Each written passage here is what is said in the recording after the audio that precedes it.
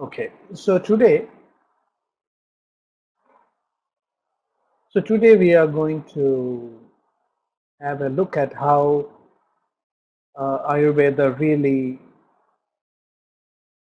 evaluates the properties of food substances, individual food substances. In our previous webinar, we looked at concepts, the Ayurvedic concept of balanced diet, food combinations, and incompatibilities, uh, and such other conceptual approaches in structuring a balanced diet. Today we are going to look at how Ayurveda has given some guidelines to assess individual substances with which we make our food and how to classify them, how to assess their properties, and then create a balanced nourishment. So I'm going to just highlight some of the classification frameworks which have been done using substances that are available in India in ancient times. So I hope that through our discussion I will be able to convey the principles, and we could very similarly create such a classification using modern food substances. And that will be very essential for us to start the practice of Ayurveda. So if you are a doctor practicing in Japan or in Europe or in the USA or any part of the world, it's very important that we actually make a list of all the food substances that are in use and then classify them according to what I will be discussing now. We'll go through the entire classification. It will also convey the richness, like I was mentioning in an earlier webinar, that Ayurveda is universal, that it has looked at human life, across the globe. So you can see here a representation of substances. It's quite extensive. When old classical textbooks of Ayurveda have listed quite a substantial number of food substances. So although we are not going to list every possible food article under the sun, what we are going to discuss here, I believe, will already reflect the variety. Like it will become quite evident when we look at the list of foods that we are dealing with not one section of society. We are dealing with food habits that are very diverse, that are representative of a large and diverse geographical regions across the world. So these are a few words of introduction, and let's now look at the classification system. So there are some Sanskrit words here, but please do not worry, I will translate them. So Ayurveda classifies food into three broad categories. Foods, the first one is foods that we are used to. So this may or may not be good for us. It's just that our system has actually, become used to certain types of foods. So we feel that they are comfortable. And most of us, we build our diets based on what we consider, what we are accustomed to. This is called as satmya. So this is a very important concept. So what is satmya, or accustomed to us, may not be good for us, but the problem is that it's not easy to change your diet. So your body will not easily. So the observation is that what is strange to the body, even if it is good for the body, needs some time for the body to adjust and accept. So there is a whole methodology described in Ayurveda on how to shift from what is harmful, even though you're accustomed to it, to something which is good for your body. So the second one, hita, means that which is wholesome or good for our bodies. And ahita means that which is unwholesome, not suitable for our body. So this is the challenge when we are planning to build up a healthy diet. We run into conflict between what is satmya and what is hita. So wherever we are accustomed to things that are good for our body, it's easy. But where we are accustomed to things that are not good or are bad for our body, it's quite a challenge to change those habits. And we shouldn't change all of a sudden. So I hope this point is clear, that shifting from bad diet habits to wholesome diet habits should not be sudden. This is the first principle that I want to discuss today. So the first step is, of course, to make an assessment of our diets. So you can do this assessment based on all the principles that we discussed in the last webinar.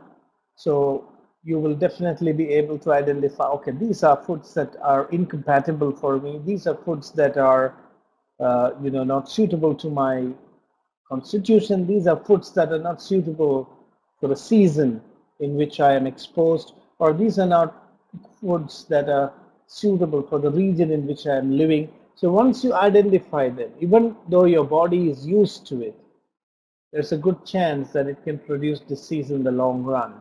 So once you identify them, you have to also identify the new list of foods that you must use to change your diet pattern. And then you must have a plan to gradually shift over. So in Ayurveda, a system has been mentioned how to, so you're supposed to eliminate step by step the unwholesome diet and gradually switch over to a wholesome diet. So the exact scheme for such a changeover we will not be dealing with in this seminar, maybe in a future seminar, because that is a little bit advanced. It's a complex algorithm which Ayurvedic texts talk about, how to shift from a bad diet to a good diet. Today we take crash courses in diet. We make sudden changes in our diet, which according to Ayurveda is not good. So maybe a small question at this juncture. How many of you are, or do you agree that today people make radical sudden shifts in diet? Yes, and this is, according to Ayurveda, extremely dangerous. So this is the first message that I would like to convey. It's not at all advisable to suddenly change to something which you are used. So that scheme, a diet transition algorithm, is probably, it's a topic for a more advanced course, but I just want you to be aware that there is a thing called as a diet transition. Yes, true, and that's not a good habit. So what I want to say is Ayurveda advises what is called as a diet transition algorithm, which is beyond the scope of our seminar, which is introductory. So I only want to introduce that concept. It's an elaborate algorithm which will give you a mathematical kind of framework of shifting from a bad diet to a good diet without harming your body. So this is the framework, the conceptual framework. And then there are certain things we have to, these are broad classifications. So you can just look at your own diet or your client's diet, just try to understand what they are taking, and then you can classify them. The first step is you can say, okay, these are the foods that you're accustomed to. These are the foods that you're not accustomed to. But then you subclassify them. These are wholesome for you. These are not wholesome for you. So then how do we change over? And before we plan that, we need to also talk about foods that can be used regularly. Certain foods can be used very frequently. Certain foods should be only taken in seasons, and certain foods are contraindicated. They're sometimes contraindicated in specific times of the day or specific seasons of the year, or when you are in specific particular places in the globe.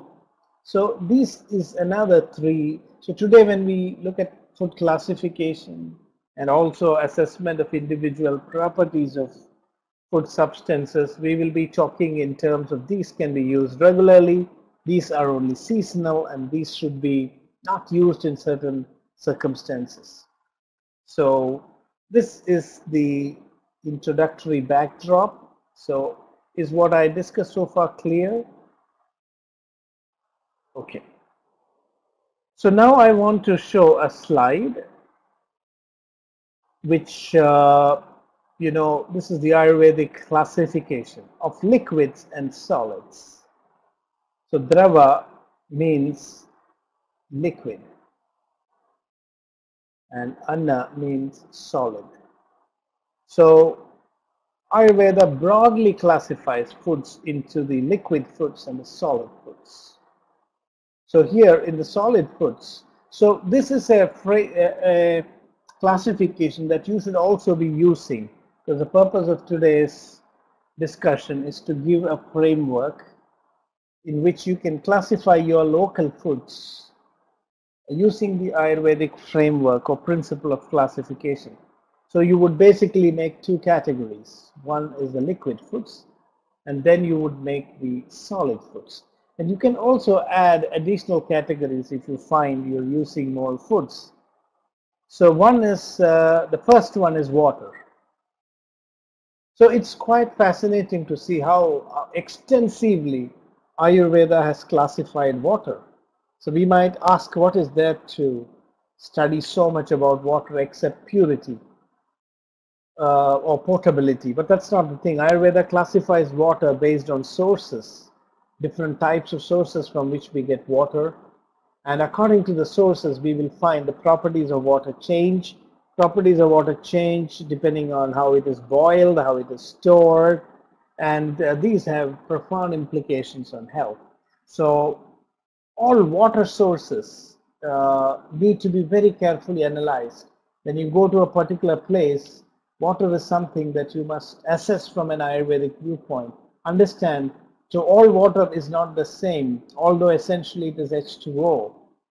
There are so many other ingredients because water is a solvent and it dissolves so many things from the atmosphere and from the environment and even from the catchment areas from where we get this water. So because of it being a solvent, it's not always uniform. There's so much of dissolved solids in water, and this profoundly changed the properties. So this is one aspect of liquid food. So Ayurveda says that we must assess the properties of water every time before we drink it. An unknown source of water we are not supposed to actually drink. So the second thing is milk. After water comes milk. There are a lot of controversies today about whether milk is really needed for humans, and also whether milk is poisonous and all that. Putting aside all those arguments for the time being, we would say that at least in one phase of life, milk is extremely essential for human beings, even if we would say that only breast milk is necessary. It's essential to build up the human body and its immunity at a certain phase in your life. And in fact, Ayurveda also discusses about breast milk, human breast milk, and its importance and necessity, and how to treat the pregnant mother as well as the lactating mother to improve the quality of breast milk. And if we were also going to accept that we could borrow some milk also from our animal friends, especially the cow and the goat, then Ayurveda also advises how these milk from other animals can be put to good use. We will also discuss today some questions about whether milk is toxic, or is there any form of milk which is actually more suitable for human consumption? What are its medicinal properties and all that? Because in Ayurveda also we agree that we have to be a little careful with milk to ensure that it benefits the body and not really harms it. So it may be interesting to note that in Ayurveda we have accepted milk from a variety of animal sources, not just the cow and the goat, which are quite common, but also from camel, from elephant. Of course, these are all not just for purposes of nutrition, but they are mostly for medicinal purposes, and these types of milks are perhaps not advised, in all conditions of a regular use. As I told you, all the substances that we talk about here, some of them are discussed not because we should use it. These are discussed because sometimes it's important to tell that we shouldn't use certain types of milk. So these are described also to give contradictions or specific uses. So we have camel's milk, we have sheep's milk, and we have also elephant's milk. All these are described, so we will come back to it later. So maybe I should ask a question at this point.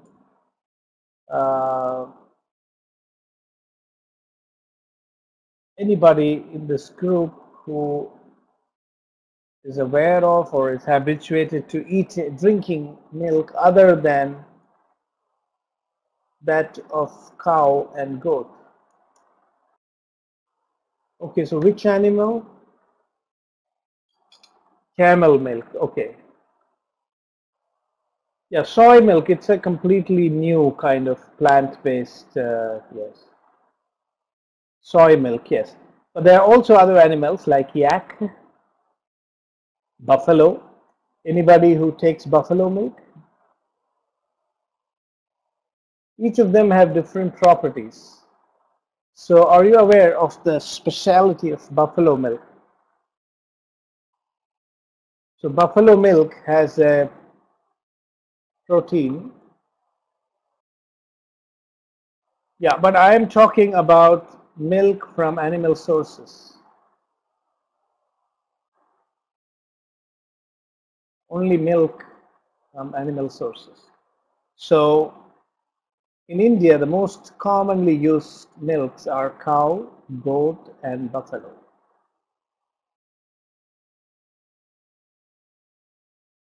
Does anybody use buffalo milk in this group?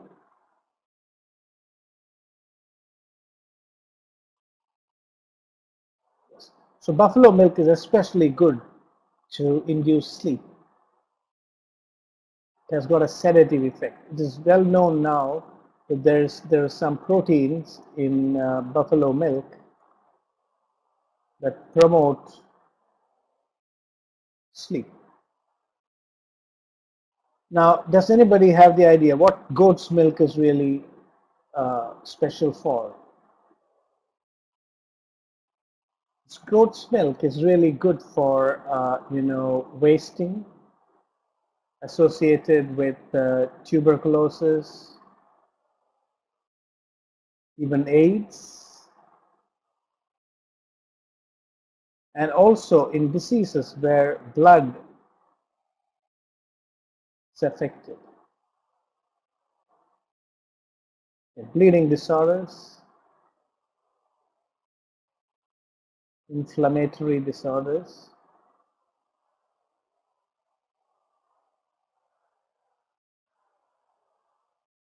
These are the conditions in which goat's milk is used. And cow's milk is generally considered to be close to human milk and is considered even as a substitute for human milk. So this is about, and there are a lot of milk products. It's not just the milk, but Ayurveda discusses milk products, which we can say are dairy products. And we discuss about the the pros and cons of all these dairy items, which include yogurt, which include buttermilk, which include butter, cheese, and so many other substances. And Ayurveda, many of them are contraindicated or their use is restricted. Many of them can be used on a regular basis. Some are not suitable for some people. In fact, in Ayurveda was one of the first systems to talk about milk intolerance. So it says some people cannot tolerate milk, and such people will have to completely avoid it. So anyway, we will come back to that. So this is a brief overview of milk, and then we have sugarcane and sugarcane derived products, which include jaggery, molasses, and then sugar, sugar candy. All these things are described in great detail in Ayurvedic texts.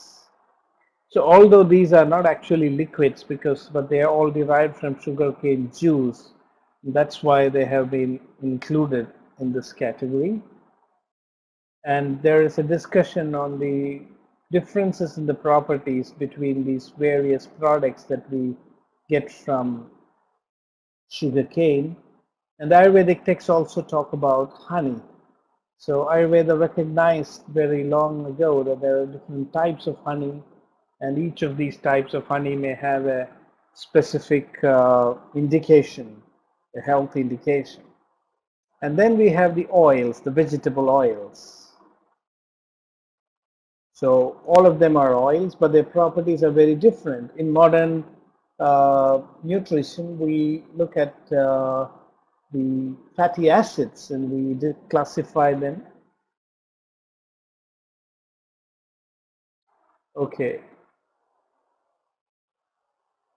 Yes, so this is interesting. So that's why I'm saying that Ayurveda had a global outlook. So it talks about people who cannot tolerate milk, which means it looked at different geographical regions. And in fact, Ayurveda says that in India, for example, milk became accepted due to long use. Our body kind of adapted to it, because milk of another animal actually, in which field you mean, from an Ayurvedic perspective?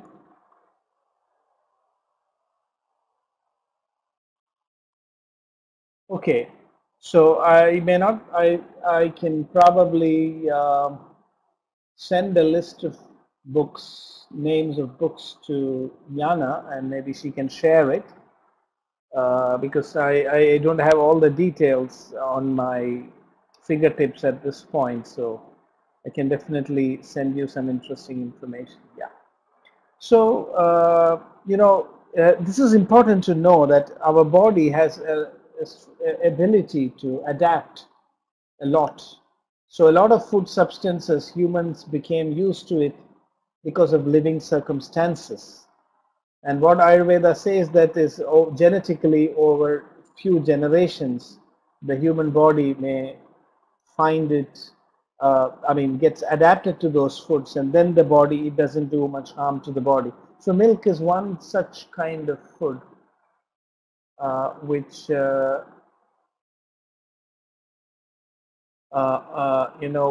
milk is one such food which in the strict sense we cannot say is natural for humans, because it's another animal's food, but with still our body. Some cultures are more accustomed to meat. So India is a dairy culture. People got used to milk and milk products by use over centuries. This may not be true everywhere. And that's why I wanted to discuss this. Like when you create a food chart, this is like a food chart classification, which I'm going to present today. When you do this for Japan, for example, you have to be aware of what kinds of foods people are used to and what are not. So the food chart for Japan can very well be a little bit different from what is there for India. So in oils also, we have different types of vegetable oils discussed, from sesame oil to coconut oil to flaxseed oil, and different types of oil have been described. And of course, you can also add more oils to the list. What Ayurveda does is actually give a framework. So there are some parameters which we will discuss when we go into more details of these food substances. Based on those parameters, we can decide which oil. So we grade, like any category, any group that you take. Ayurveda would say that, now you look, we have to identify whether in water, which type of water can be used regularly, which type of water is to be completely avoided, which type of water can be used, in special circumstances, which are the contraindications for drinking water. So these are kind of general guidelines. These are universal. If you look at milk again, cow's milk, who can take it, who cannot take it? Is it something which can be used regularly? Buffalo's milk, what will happen if you take it regularly? What will happen if you use it sparingly? The same case with oils also. So which can be used internally, which can be used externally, which oil can be used frequently, which ones should be used infrequently. But the bottom line is that Ayurveda says that every substance that we find on this earth has some utility. You cannot say something is completely bad or that something is completely good.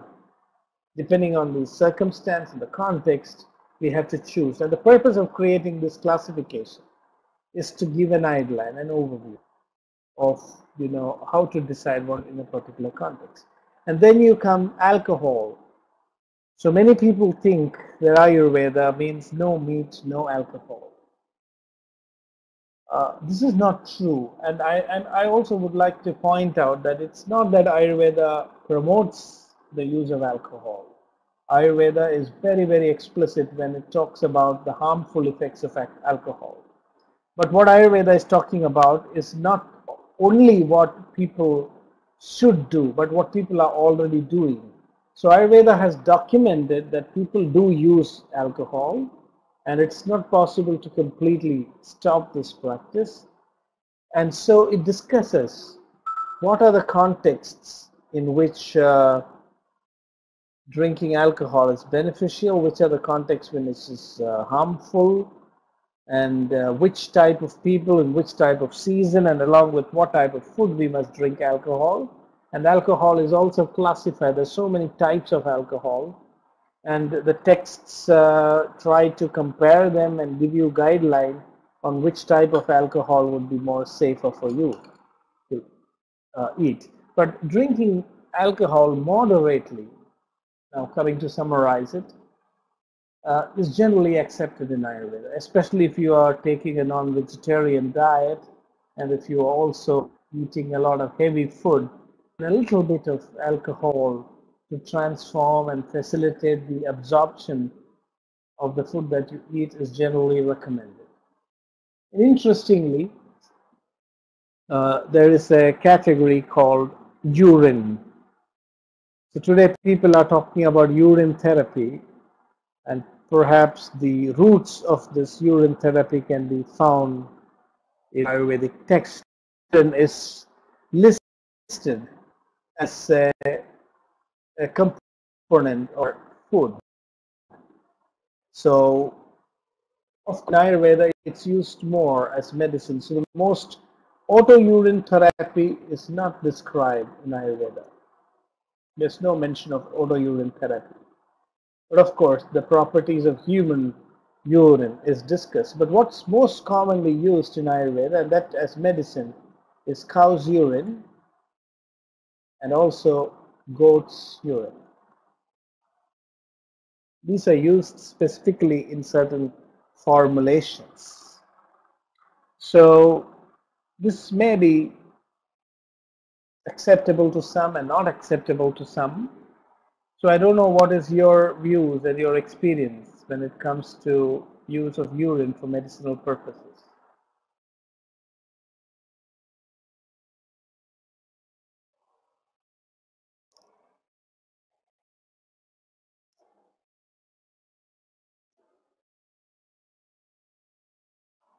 Yes. So this is the interesting part of Ayurveda. Ayurveda is neutral. The stance of Ayurveda is that we must represent all types of foods that people are actually using and then give an assessment telling this is the good and this is the bad of it. And then according to circumstance and our situation, we can take a decision. But one thing is very clear, that people can survive without urine. So it's not an essential thing. But the thing is that there are places in the world where this practice is followed, and so Ayurveda has documented it. And it has made a comment and an assessment on what are the properties of urine and what it can do, and of course, what are the harmful effects. So Ayurveda does not believe that there's any substance, whether it's food or medicine, which is completely safe. So safety depends on actually how you use it. Maybe there are some substances which are comparatively more safe, some which are comparatively less safe, but there's nothing which is absolutely safe. So this is about the liquid diet, the liquid sources of liquids in human diet. And now we come to the solid food. So this is called as Annadravya. Anna means food. So this means something which we have to chew and eat. So here we have categories. We have cereals, which are the grains like rice. And this category you can see is very similar to what in modern nutrition is called as carbohydrates. So it's almost the first category are sources of carbohydrates, especially from grains. So we can even say that this group represents carbohydrates from grains. And then we have the Shimpidanya, which is actually the pulses. So we can, in modern parlance, understand that these are actually vegetable proteins. So now, from this classification, we are beginning to understand how Ayurveda has looked at the nutritional requirements. So we had the fats in the other section, the animal fats as well as the vegetable fats, and then alcohol, and then also the water. So in our human body, we have what is called as water and fat. Our body is a mixture of water and fat. And even today, medicines are extracted in water, or in fact, they are either water soluble or fat soluble or alcohol soluble. So Ayurveda has just looked at the science behind this, that whether it's medicine or whether it's food, water, fat, and alcohol serve as medium for the nutrients to be dissolved and carried across the human body and to be accepted by the tissues. So that is the logic which we have behind this classification. So you have also the macronutrients and the micronutrients. So this classification system ensures that you make your food balanced by picking up relevant substances from each of these categories. So this is the rule. If you want to check whether your diet is complete, you can keep the chart in front of you and look at what you're eating and see if you are picking up something from all these categories. Of course, the urine you can eliminate. Urine is not so essential, but at least all the other things. Your diet is balanced when you have some component coming from all of these categories. If something is missing, it could mean that there is some deficiency in your diet. Of course, certain things you can manage, like for example, sources of animal fat, sources of animal protein. You can have alternatives, but you have to be careful because some nutrients come also from animal sources. So it's important to understand that. So Ayurveda talks about vegetable sources of carbohydrates, and then In the pulses, the vegetable sources of protein. And then what happens when you combine and mix them? And then we have animal proteins. So that's another group which is called as Mamsavarga in Ayurveda. These are the animal proteins, meat and other animal sources.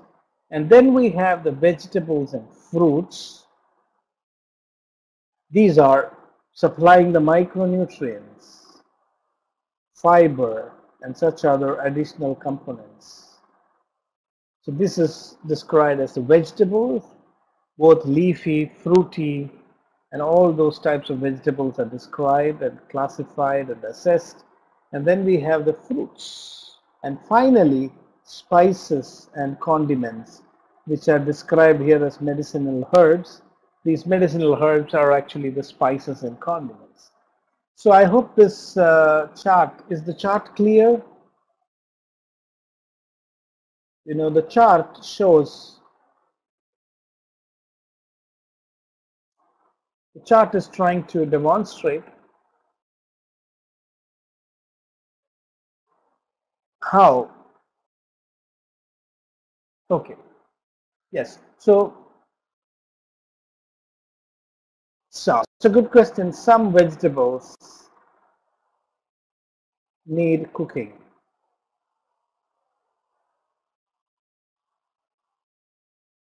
Some do not.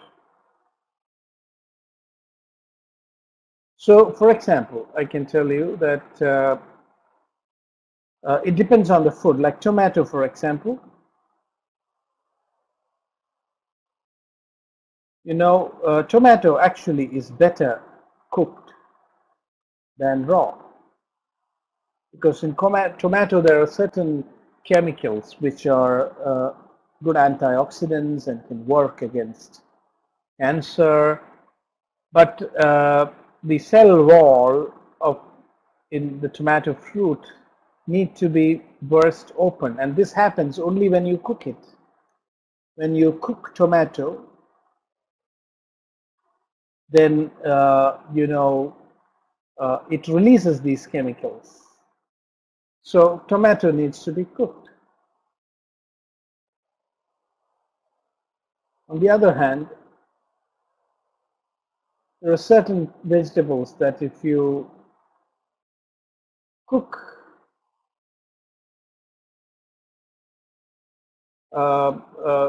like for example spinach.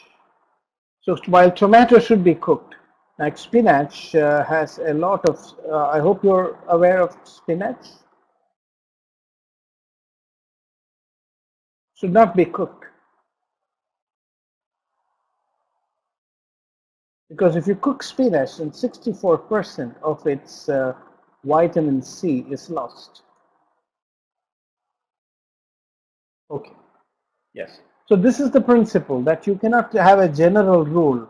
You must study each substance, each fruit, to understand whether you should eat it cooked or whether you should eat it raw. With what should you? Now, if there is pesticides, you mean pesticides, then you need to really wash it. Fruits sprayed with pesticides are dangerous. You should try to avoid it as much as possible. Now, there are some soaps which are made available to remove the pesticides from fruits. There are also some herbs which can do that. Curry leaf is one herb that can help to remove pesticides from fruits, from vegetables, and so curry leaf, turmeric. Here, people in India, they are now using a combination of herbs and a solution into which the vegetables are placed to remove the pesticides. But of course, we cannot go in this webinar and discuss, you know, about each and every fruit and vegetable and which one should be cooked. But it's just as a principle I gave two examples why tomato should be cooked and why spinach should not be cooked. So in this way, you will find in Ayurveda indications for different fruits in what form they should be taken. So this is vegetables and fruits, and then the spices. So this is the classification, and now we will start looking. So this is a brief overview of the liquids. You can see here, let me just use the pointer. So this is actually water and its classification. And we have a milk and its classification. Here we have sugarcane juice and all the derivatives. Here we have honey. Here we have oils. Here we have the liquors and alcohol. And here is the urine. So maybe you can just eliminate this portion. But these 6 categories, you can already start making a list of the types of water in your place, the types of milks that you use, the sugarcane products that you're using there, the honey that is available, what types of oils. So all these things, because of chemical reactions. I just noticed a question. So in fact, I'm sorry, it's not curry leaf. I made a mistake. It's tamarind water. In my last, in fact, actually curry leaf usually has a lot of pesticides. I'm sorry, please stand corrected. By a slip of tongue, I said the opposite. Actually, curry leaf, which is used very commonly in India. Are you aware of curry leaf? Curry leaf is very widely used in Indian diet, and this curry leaf usually contains a lot of pesticides. And these pesticides can be removed very easily by using a solution of tamarind. Tamarind is a sour fruit.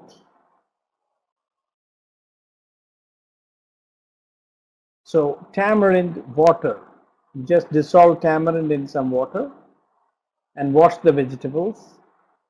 And tamarind helps to dissolve the pesticides.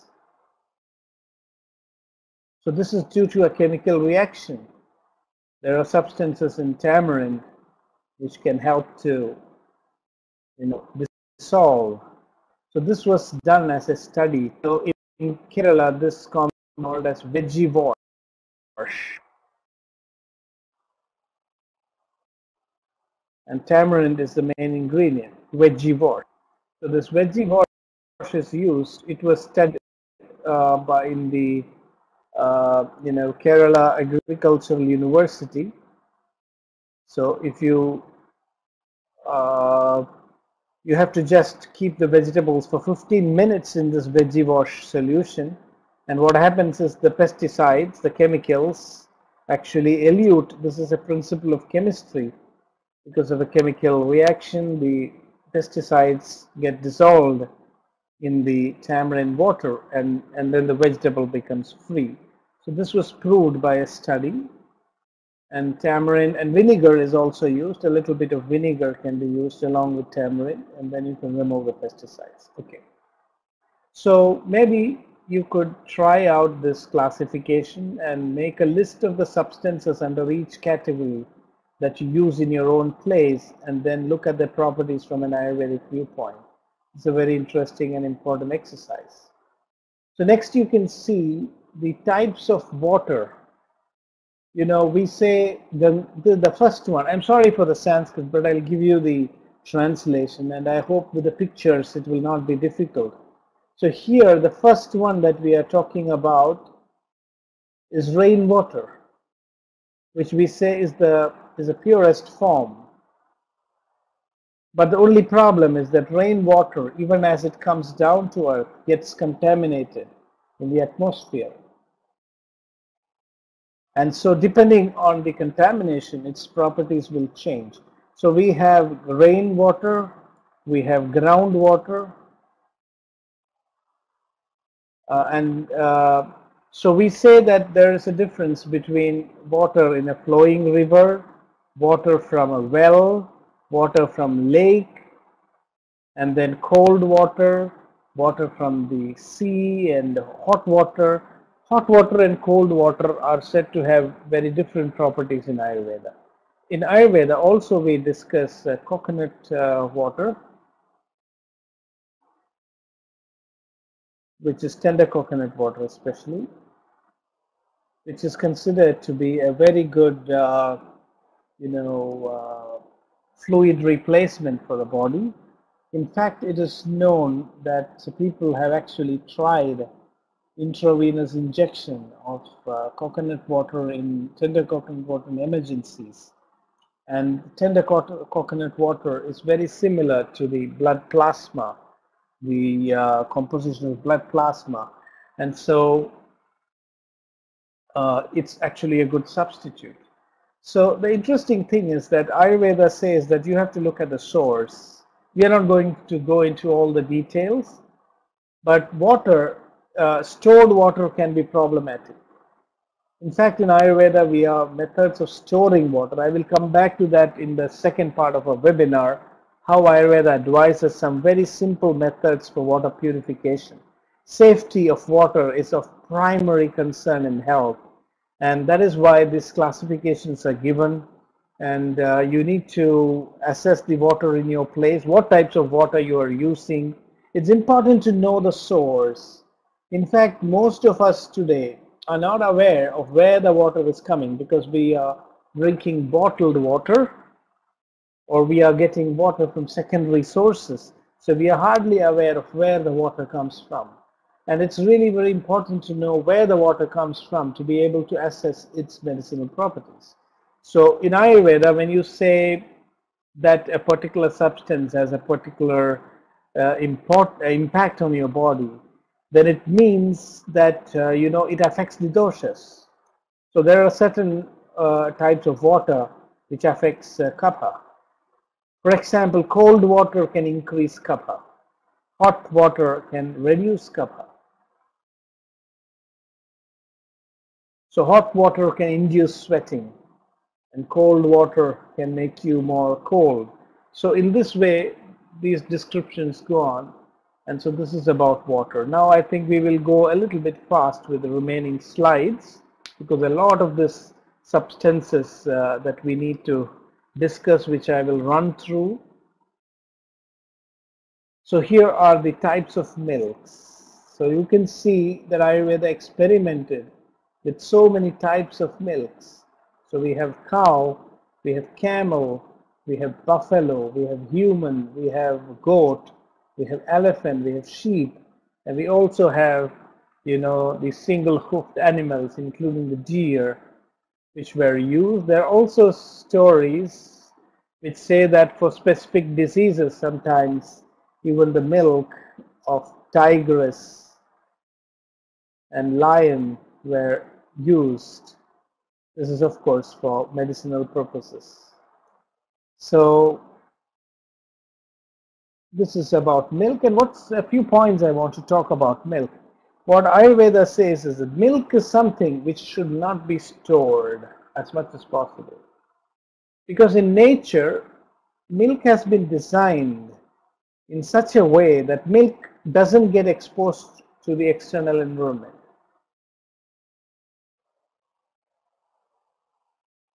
So right from the breast, the young ones feed the milk passes from the mother directly into the mouth of the young one. So milk doesn't actually get exposed to the external environment. So what Ayurveda says is that the best milk is the fresh milk that we churn and obtain from a cow or an animal or whatever it is, and it should be drunk immediately. The milk becomes harmful the longer you store it. So stored milk, which unfortunately, so today there's a lot of talk about milk being poisonous. And I think Ayurveda would agree because milk is stored like never before. We store milk for days together. And stored milk, according to Ayurveda, becomes poisonous day by day. And the second thing is that Ayurveda advises that if we are going to store milk, then of course we need to boil it. And milk, there are specific ways of boiling and cooling milk, very similar to the modern practice of pasteurization, which have been recommended also in Ayurvedic texts. But Ayurveda was also composed at a time when it was possible for people to drink fresh milk right from the farm. And so that's almost always encouraged. There are some other aspects of milk, as I was mentioning. Some people are intolerant. And also Ayurveda advises that if your digestion and metabolism are not optimal, then drinking milk can be very harmful for your system. So from this discussion, what I wanted to point out is that Ayurveda does not blindly promote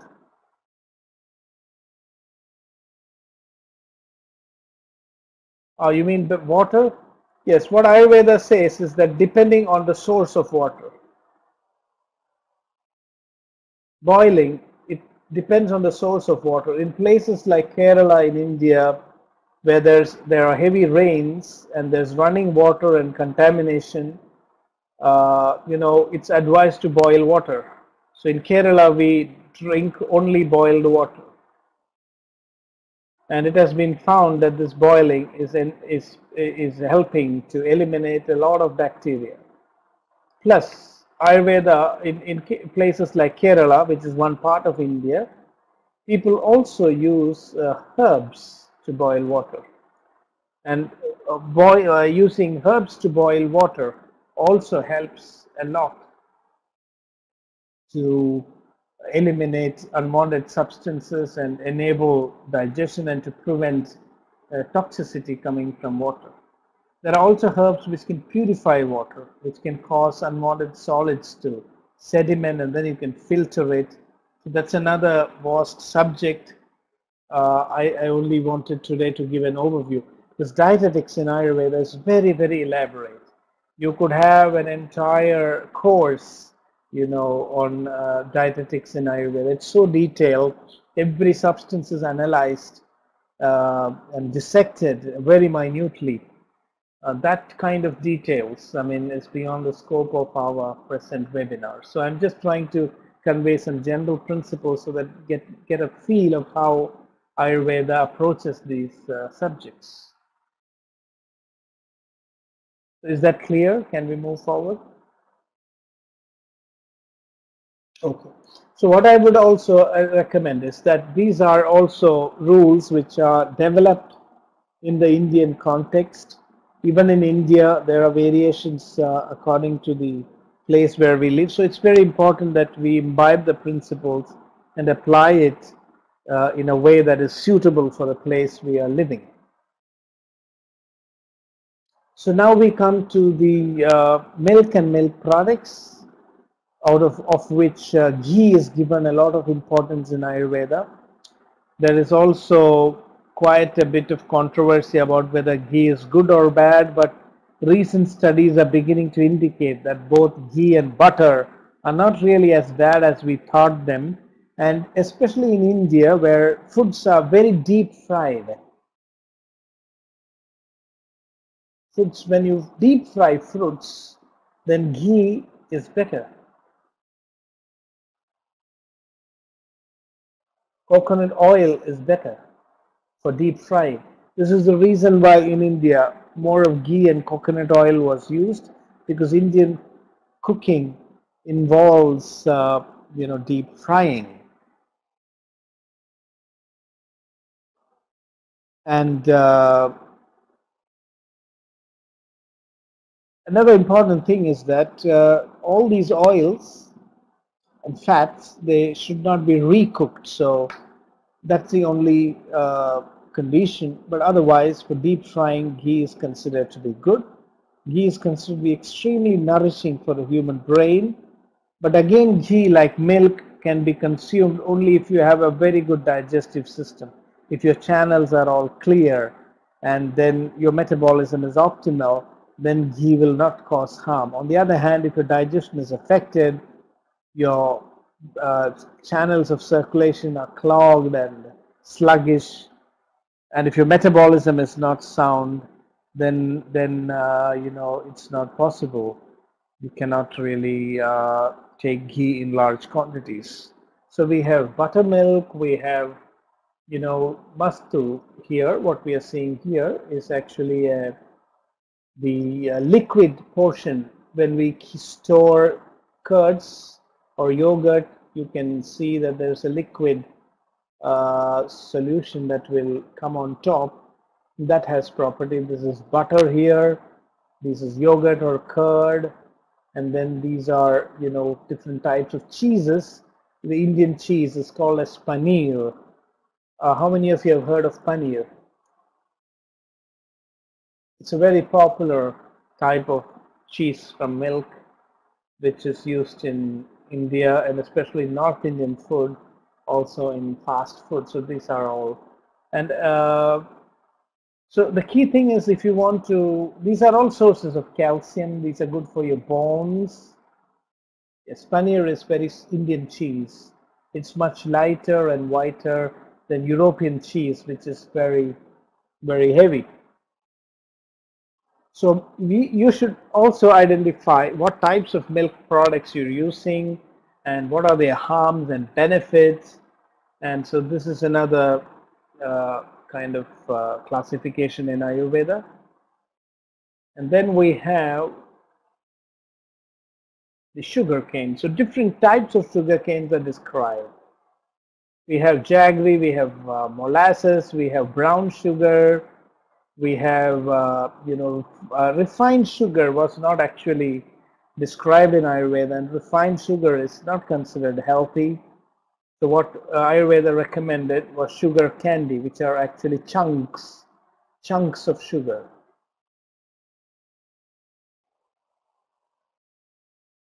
So what's really interesting here for medicinal application is jaggery. Are you all aware of jaggery? And sugar. Jaggery is effective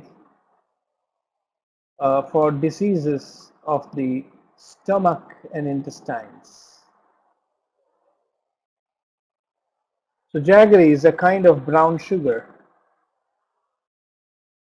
So it's very effective for pacifying vata and for moving the bowels. Whereas white sugar, not the modern refined sugar, is good for the chest, especially for clearing phlegm. Yes, so it's very popular in India. Jaggery is very popular in India. And white sugar is used actually to, along with spices, white sugar plus spices is very good for clear phlegm from your chest. And white sugar pacifies pitta. So again, I'm not going into too many details because Ayurveda gives so many details about each of these substances. We wouldn't even finish discussing one of these substances in our webinar if we went into all the details. So that's why I just want to give a couple of examples. So here I just want to point out what's the difference between jaggery and white sugar. One works on the intestines and the and vata, and the other on pitta and the chest. So you will find in formulations which are used as expectorants, we will find the use of sugar. For medicines which are laxatives, you will find the use of jaggery. So is this clear? So then we go to the next category. These are the oils. So you can see here, Ayurveda considers sesame oil to be the best for general use. So sesame oil, especially for external application, it's very nourishing for the nerves and also for making your muscles very supple, and it's also good for the skin. And then we have mustard oil, then we have neem oil. Neem oil, its use is very restricted, it's not something which can be regularly used. Then we have castor oil, and then flaxseed oil, and then also oil from Vidyapeetham. So I don't know, it's called as Belleric Merobalan.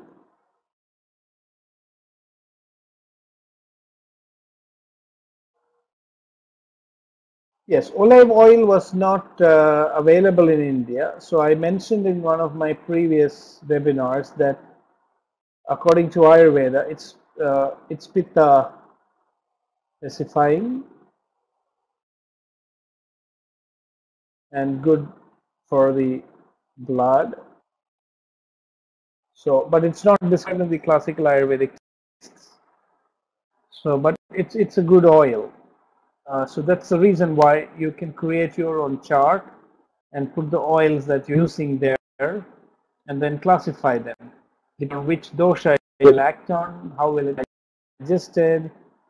So when we look at fats, we have to look at fats that we will discuss, especially today in the second part of our webinar about coconut oil and the controversies surrounding it.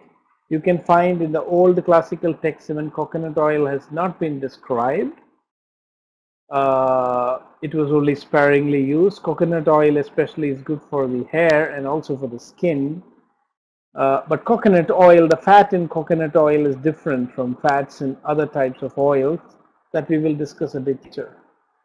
So these were some of the major oils that were described in the classical Ayurvedic text. We know we are using even more oils today, so we could classify them. And so the thing here is that Ayurveda does not say that because something is only,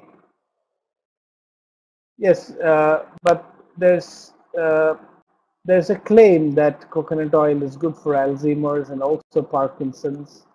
But at this point, without sufficient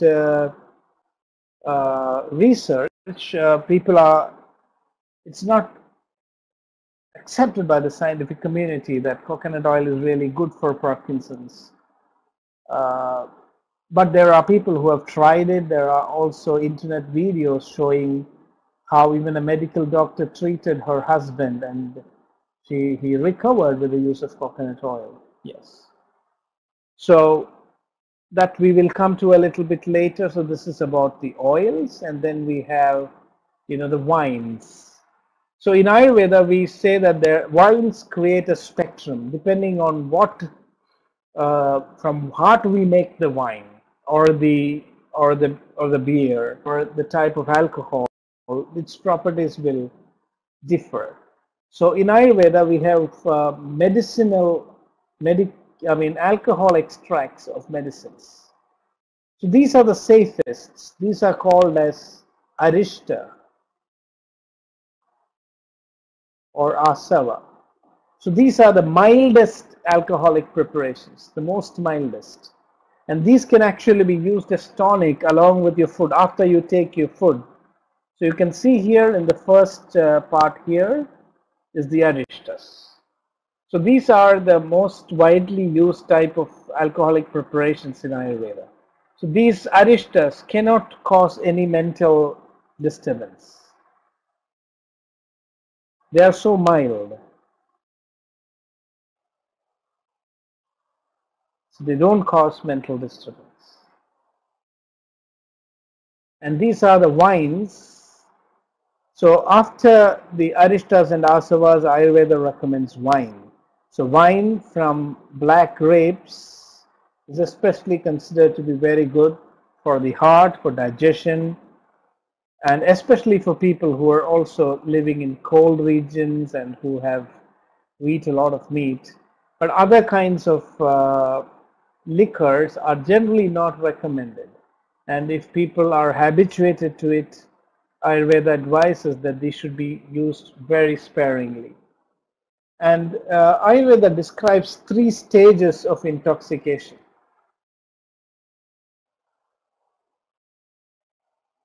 So the first stage is sattvic. So when you drink alcohol, if you drink in moderation, then in the first stage, your mind becomes very alert and you begin to, feel calm. And this is considered sattvic. So Ayurveda says that if you can restrict your use of alcohol to the first stage of intoxication, then actually you can benefit from it. But the second stage of intoxication is rajasic. So this is when your mind loses control. You become excited and you begin to shout and you begin to lose your self-control. And this is very harmful, not only for yourself, but also harmful for people around you. And third stage is tamasic, where you get knocked out. This is very dangerous for the self. So the Ayurvedic assessment of the nutritional properties of alcohol is that if you take alcohol and if it's restricted to the first stage of intoxication, then it's not harmful. In fact, it can be helpful in digestion, absorption, keeping the channels of the body open, and also your mind stable. But beyond that, it's really very harmful. And also Ayurveda says that it's not easy for everybody to use alcohol, and it's only an option. But many types of alcoholic preparations are described in the classical Ayurvedic texts, and we could also classify alcohols that we see today and then make an assessment of their properties. So the last thing in the liquid diets are the urines. So you can see the types of urines that are described in Ayurveda. And as I was mentioning, this is more like, soft medicine. This is definitely not part of regular diet. There are some people in some parts of the world who use urine for treatment. I mean, in India, cow's urine and goat's urine are used for medicinal purposes, but not for food, only for medicinal purposes. And so these are described in a way, their properties are discussed. And so with this, we cover all the liquid substances and their classification. So I want to also just go back a little bit before we go out. Every group Ayurveda identifies spectrum, saying which is the best, which can be used generally and on a long-term basis, which are the substances which are the worst, which should be used very restrictively or which shouldn't be used at all, and which are the other ones which can be used moderately. So this is a general system or scheme of classification. And now we come to the solid foods. So Ayurveda classifies solid foods. I already discussed this. Now we're going to just see a visual. So these are, the first group are the plant carbohydrates, grain carbohydrates from grains. And these are plant proteins, which come mainly from pulses. Different types of pulses are described. And then we have the cooked food, in which basically a cereal and a pulse are combined. In almost all Indian foods, there's a combination of cereal and pulse. And then we have the animal proteins, which are the Mamsavarga, you can see here. And then the group of vegetables and fruits, which supply the micronutrients. And then we have the spices and condiments. So this is how the solid food substances are classified. And now we will very briefly and quickly go through each of these groups.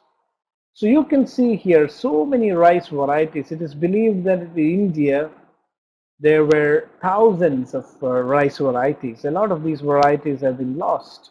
I think Japan is another country which uses a lot of rice.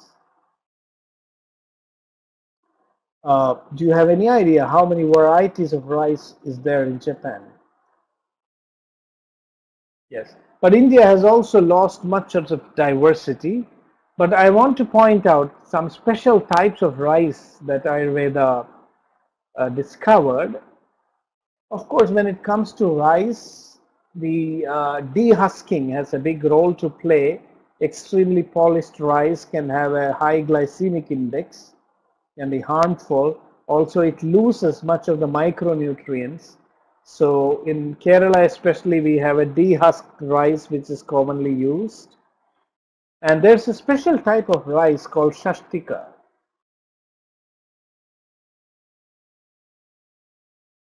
Okay, now yeah, it's interesting to know that. So I want to ask how many of you have heard of the Shashtika rice?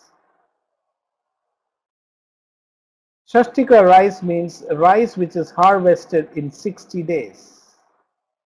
So there is a very special treatment with Shashtika rice in Ayurveda. You cook this rice with milk and bala, which is a herb, Sida cordifolia.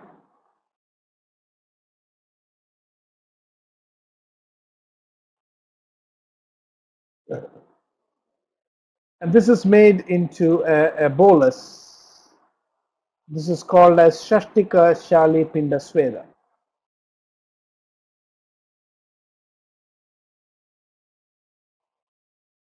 Hello, can you hear me?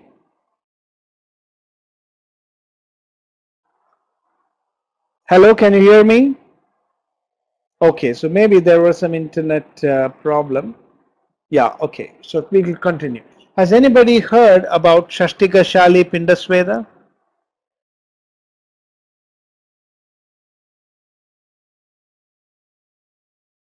It's a kind of fermentation. Okay, anyway, don't worry because this we will be discussing in our webinars on treatments, and actually we will show pictures. But you can see here that this is the rice. It's boiled. You can see here the second rice here. I hope you're able to see the pointer. This is Shashtika rice. And this is an extremely important therapeutic agent. Studies have shown that there is a compound in Shashtika rice which has anti-inflammatory properties.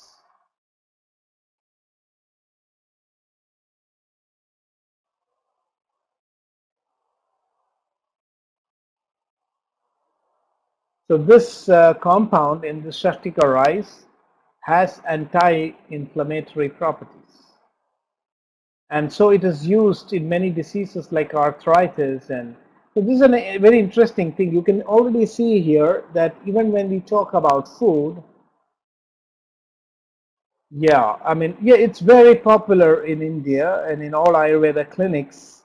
So if you want to get this rice, Shashtika means that which is harvested in 60 days.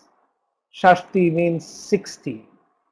So you can see the similarity. Shashti in Sanskrit is 60 in English. So it's almost the same. So it means the rice which is harvested in 60 days. And this rice is extremely good. And also you can use this for muscle wasting. So this particular fermentation is given in diseases in which there is muscle wasting. And so this is about rice. So I'm not going into all the details. The best rice according to Ayurveda is the red shali rice.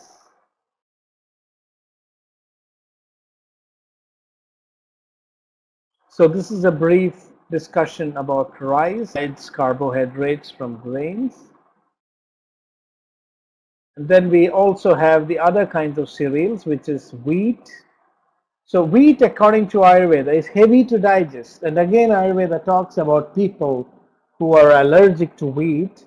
And today we know this gluten intolerance is a big challenge. And Ayurveda says that wheat can be used by people who live in cold places and only if people who have good digestive power. So what Ayurveda says is the more the digestive power reduces, the less you will be able to tolerate wheat. So I think this is one reason why in modern times there's more incidence of this gluten intolerance, wheat intolerance. And then we have the millets. Do you use millets in your place?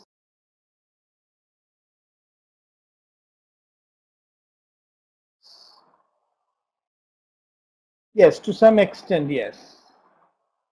Yes, so millets are considered extremely good for people who are overweight, obese. So millets are actually diet food. If you are diseased, if you are recovering from a particular disease, especially if you have metabolic disorders and conditions like diabetes, then millets are advised. So these are a brief overview of the kind of food sources which provide carbohydrates and how Ayurveda looks at them. And now we come to the pulses. So the pulses, as we mentioned, are the sources for plant proteins. So are you able to identify from the picture? So here we have green gram. Do you use green gram in your place? And then according to Ayurveda, green gram is the best amongst pulses. And black gram is the worst.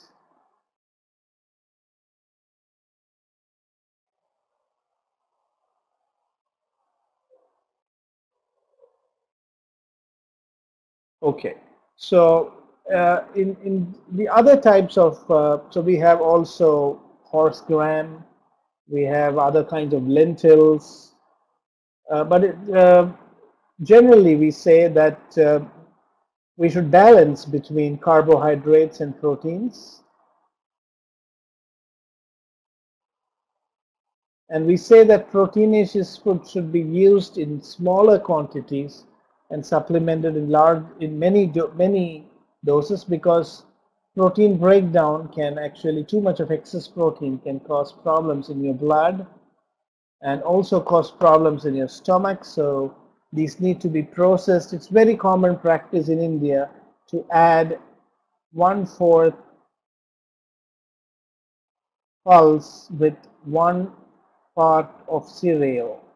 This is a very common combination to bring a balance between carbohydrates. So these are some of the most common uses. In your locations, you are using different types of pulses, and you can lay them out onto a chart like this. So the next is the cooked food. So we discussed much of this yesterday, so I'm not going to spend too much time on it. We discussed yesterday about the liquid strained rice water, and then the thin rice gruel and the thick rice gruel, and actually cooked rice. And then we have the puffed rice, then we have the rice powder, we have soups. So all these things are very elaborately discussed next. So the idea was in Ayurveda that we must bring a balance between macro and micronutrients. So that's a principle of cooking. So the proportions are very important. How much of carbohydrate sources, how much of proteinaceous sources, how much of vegetables, how much of other ingredients, plus. So the principles of diet, good recipe is that it will balance macro and micronutrients. Second, it will facilitate digestion. Third one is that it will facilitate absorption.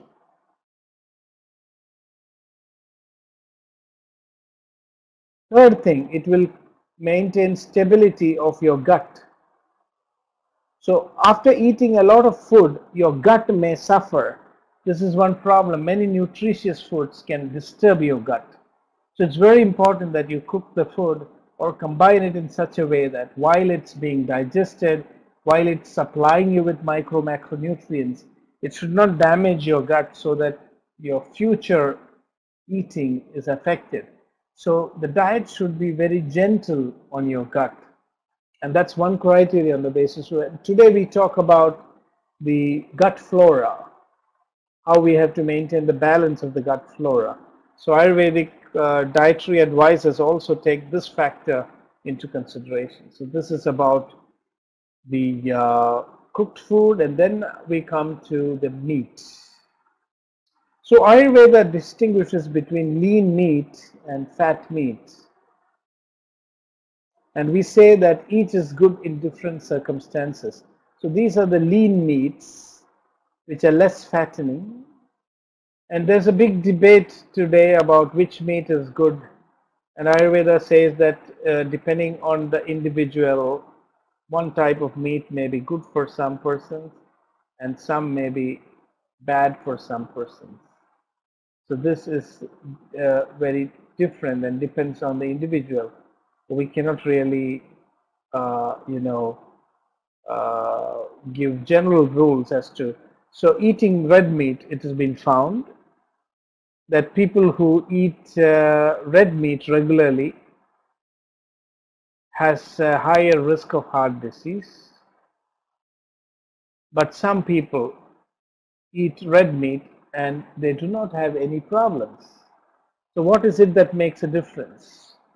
The difference is the gut microbes. Some people have gut microbes which can deal with the meat that they eat. Some others do not have these gut microbes. So that is why we cannot make a conclusion that meat is good or bad. It really depends on how your digestive system has evolved, which part of the world you live, and what type of meat you have got accustomed to. So Ayurveda does not give categorical statements. It just tells that this is the plus and minus. So deer was eaten in those days. Today you cannot do that because in these situations and contexts have changed. Many animals are endangered. And in those days, people ate meat only by hunting, not by mass killing. So the number of animals killed were also very limited. And again in Ayurveda, Ayurveda prefers a vegetarian diet, although it does not impose a vegetarian diet. So I think we are coming to the break point. And before the break, I will just give a picture of the various types of birds and animals that have been. So you see, even chicken was used in those days, but many, many more birds were used for food than we use today. Today, many of them cannot be used because they are endangered. But in those days, these are different types of birds that were used. Birds that would, get their food by pecking. They are called the peckers, and these are birds which actually feed on, they actually pierce the food and then eat it. So these were also used for food, and I say some of them are good, some are not. And then we have the even it's interesting to find that even snake meat is described in the Ayurvedic texts, although in India there is not that practice of eating snake meat, which means that Ayurvedic texts also talk about China and its diet practices.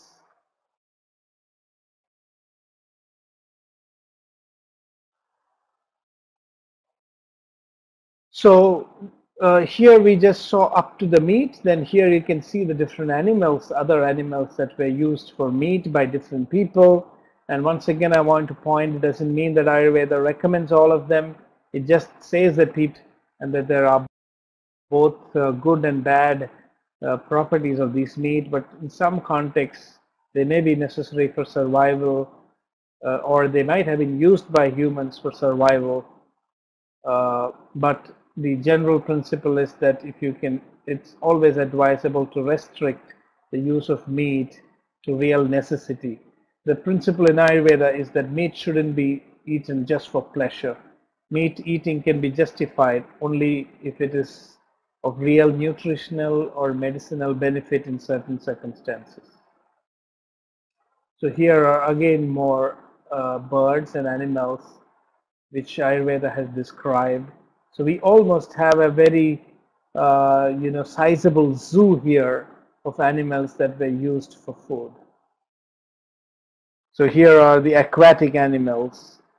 So these slides run into many numbers. Here aquatic birds, many of which were also used for food in Ayurveda. And then here are really the fishes and the other sources of food. Today we call this as seafood. So Ayurveda was one of the earliest systems to discuss about seafoods and how the sea can be an alternative source for food. When it comes to fishes, Ayurveda says that it has got benefits, but for certain types of skin diseases, certain types of fishes are considered harmful. So here are again, even the big fishes are described in the classical Ayurvedic texts.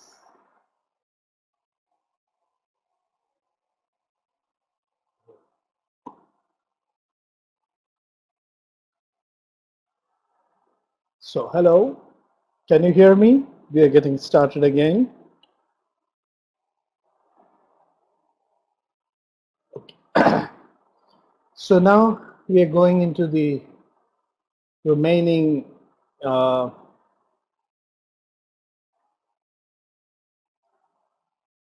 sections in our diet articles. So we are now with the vegetables.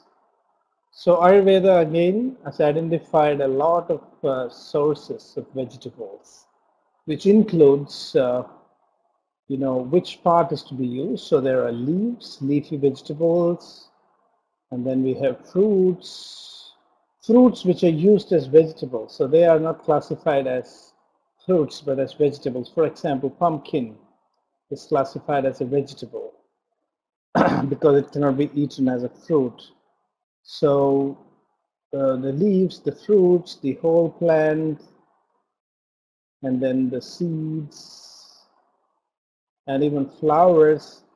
In fact, in Ayurveda, there is a branch called Pushpa Ayurveda, which means flower Ayurveda. So Ayurveda has also discussed how various flowers can be used for medicinal purposes and also for nutritional purposes. So we can say we have leafy Ayurveda, we have fruity Ayurveda, and we have flowery Ayurveda. It's very interesting. We have seed Ayurveda. So the study of vegetables became extremely specialized. And that's why, so this is very similar to, at least in concept, to, so I'm sure you've heard of this, which is a modern approach to use flowers in medicine. So the study of these vegetables became so specialized. And in Ayurveda, we have discussed the properties of vegetables and classified them to various groups. So there are vegetables which are advised for fiber, vegetables which are advised for vitamins and other essential nutrients, vegetables for specific nutrients like iron, vegetables for special nutrients like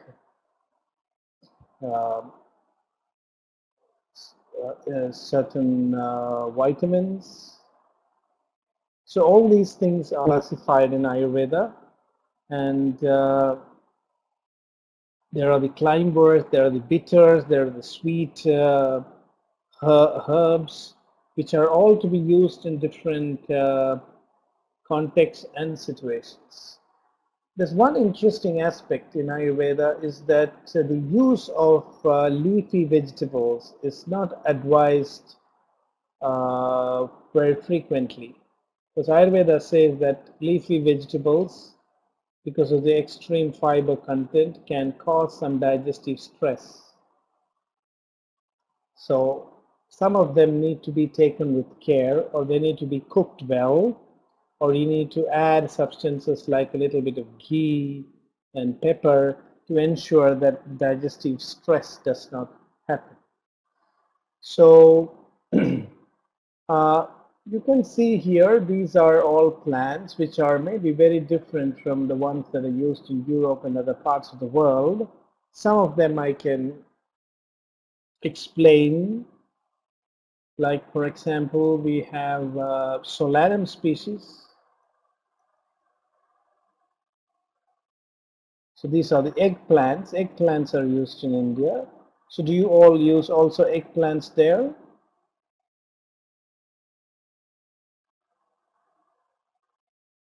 So then we have the bitter gourd, and then the melons and pumpkins. These are all very common vegetables which are described in Ayurveda, which is probably used all over the world. And then also some specialized medicines like, Centella asiatica. It's considered to be a very strong nervine tonic, very good for the nervous system. Are you aware of Centella asiatica? I don't know what the local names are. Okay. So it's a plant which is having, the leaves resemble the shape of the brain. So if you look at the leaves, it almost looks like the cross section of the brain. So the plant is there here. You can download this slide later and maybe have a closer look. And this is recommended as a salad. And this is especially good for children or people who are recovering from, various illnesses that affect the nervous system. So in Ayurveda, as we will see from these slides, there are so many vegetables described, so many types of vegetables. And why this variety? One of the reasons is, yes, it's a very popular plant. It's used worldwide. It's been studied for its activity on the nervous system. It can improve memory, it can improve neurological functions, it can reduce anxiety and stress. And even animal studies have proven that it has got abilities to improve intellectual cognitive functions. So it's a very important herb which is used in medicine. But the thing is, many of these herbs Ayurveda also advises for use as food, as functional foods. And so the reason why a variety of vegetables are described are manifold. One is because of all of these vegetables may not be found in one place. So people can make a choice based on the location that they. And the second thing is that many of these vegetables may be useful in specific seasons. So you can use specific vegetables in specific seasons. And the third is that specific herbs are useful in specific diseases. So if we have suffering from a certain disease, or we have a risk for certain disease, then specific herbs would be prescribed. Like for example, if you have anemia, the drumstick leaves are recommended. Drumstick leaves are also recommended for constipation.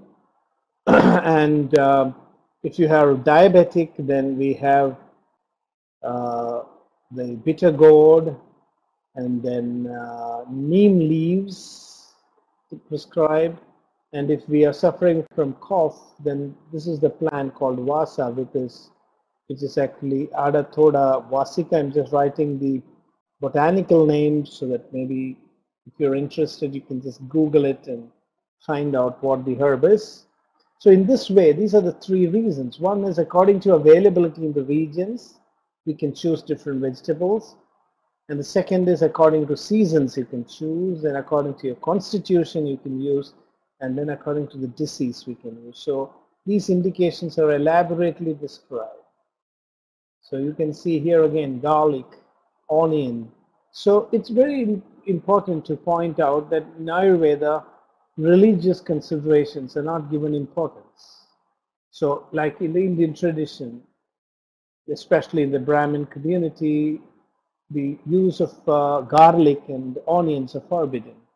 But when it comes to Ayurveda, these are actually recommended. In fact, there are a lot of preparations with garlic. So religious considerations are not given importance when it comes to discussing the properties of plants that can be used as food. It's just that they are beneficial and harmful properties are described very neutrally. So that's what this entire variety of plant sources of vegetables that we see in Ayurvedic texts indicate. So these are some of the most commonly used vegetables in the classical Ayurvedic text, to which we can add even modern vegetables which are not described here. So this is about the vegetables that are described, and then we go to the fruits. So we will discuss about these properties of some important vegetables and fruits a little later, but now I would like to give an overview. And again, you can see reading this portion of the Ayurvedic textbooks is almost like entering a supermarket. And you see all these vegetables, and it's like you're moving through a supermarket and you're seeing one fruit or the other, and then you pick up from them, you study its properties and actions, and then decide which one is most suited for you. So we have grapes, we have pomegranates, we have different types of sour fruits, and then tamarind, and different types of citrus, lemon fruits. All these things are described in the texts, and their properties are elaborated. These are some of the other fruits, including coconut, jackfruit. Some of them are very specific to India. Some of them are found in other parts of the world. And in India, of course, one of the most common fruits that is widely prescribed and used is mango. Now let me ask a question. Ayurveda has identified or preferred certain fruits as best and better for long-term use. Any guess which fruit would you recommend as good for long-term use?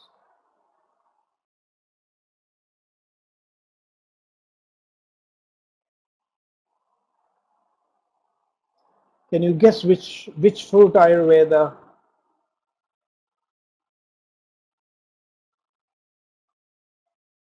I'm talking about fruit, not vegetable. So garlic is out.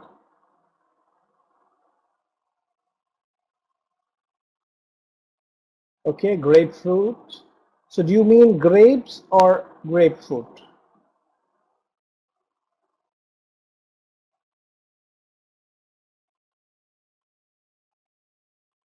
Well, Ayurveda says that grapes are the best. So we will come back to that later, why Ayurveda recommends grapes, and then the next is pomegranate.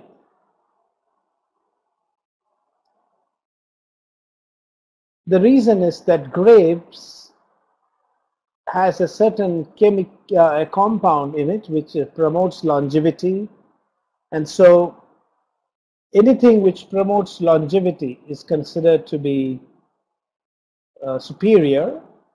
And then pomegranate is a fruit which can help in preserving heart health.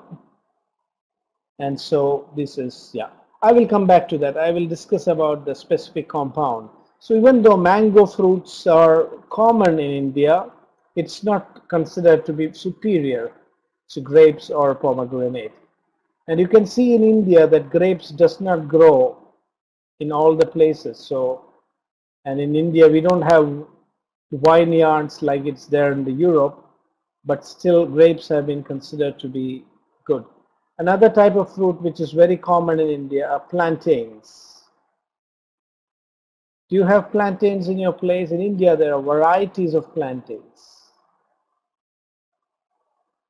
And in fact, plantains, different types of plantains have different properties.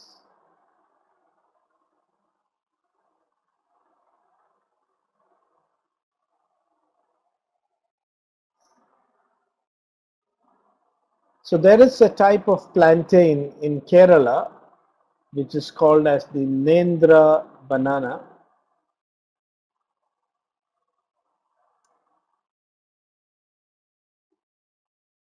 And this particular type of plantain, which is very specific to Kerala, has been found to increase serotonin levels in the body. So serotonin is a chemical which gives you a sense of happiness and mood elevation. So you can see that the use of this, so that has been recommended as a superior fruit.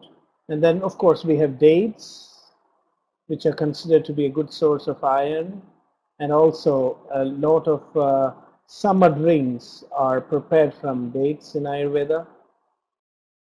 And then specifically we have plums, which are recommended for diabetics. So again, just like in the case of vegetables, fruits are seasonal or either specific for constitution or for specific diseases. An important principle in Ayurveda is that fruits are most required in summer.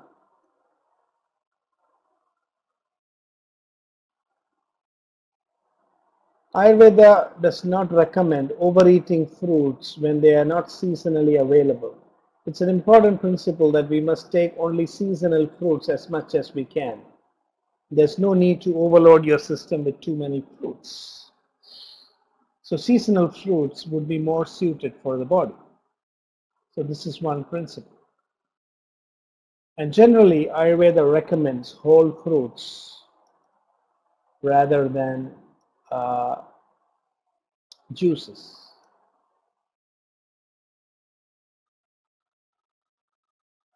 And then, of course, we have also in Ayurveda discussion about the dried fruits and especially the nuts and seeds of fruits, which are considered to be extremely nourishing. And fruits and nuts and seeds, what's most important is they are considered very good because they are sattvic. Their effect on the mind is generally considered to be very calming. And you can see serotonin in a plantain is one example. That serotonin brings a sense of calm and happiness. The type of plantain that I was talking about used in Kerala. So there is some basis to say that Ayurveda considered these as sattvic, and so it was a custom in India that when you go and meet your teacher or when you meet somebody and in your happiness you actually offer fruits, which indicates a sattvic, an exchange of your minds, which is very pure and sattvic. So this is about fruits. And then we have salts.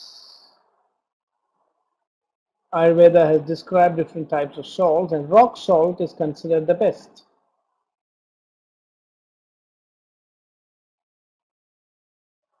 And actually, the use of common salt is not encouraged. In Ayurveda, we say we must use salt very sparingly and not very frequently. It should be used in very small doses, and rock salt is considered to be much better.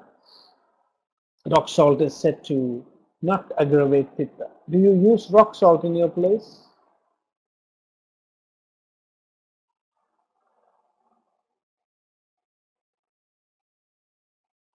Okay, so rock salt is what is recommended in Ayurveda. So with this, we have taken an overview, a quick overview of how Ayurveda classifies food and how it categorizes food, how deeply it tries to understand properties of individual food, and how it tries to rate them on the basis of their nutritional properties in terms of which ones can be used regularly, which ones should be used sparingly, which ones are contraindicated, and so this is the overview. So at this point, I would like to ask if there are any questions. Now we are going to, after this discussion, going to details of individual plants and some interesting scientific findings about what was written in Ayurveda. But before that, if there are any questions, we can take this. I have a few questions also. That what do you feel about this classification? Do you think you can apply some of these principles in your own place? Because you can see that many of these substances which I showed you are not seen in where you live. But were you able to grasp the overall principles on how to understand and assess food substances?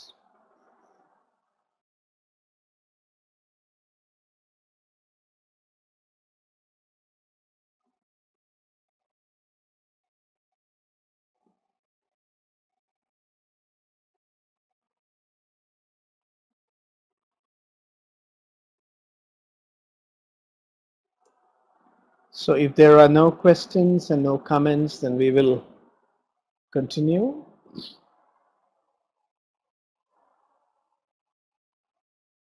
So I just wanted to highlight that we have completed one section, which is the classification of food substances in Ayurveda.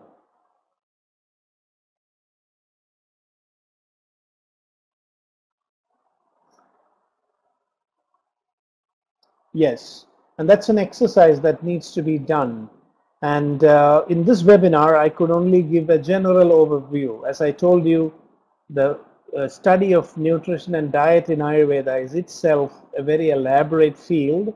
And for that, we need to also introduce some more concepts about how Ayurveda assesses food properties, which is beyond the scope of our present webinar.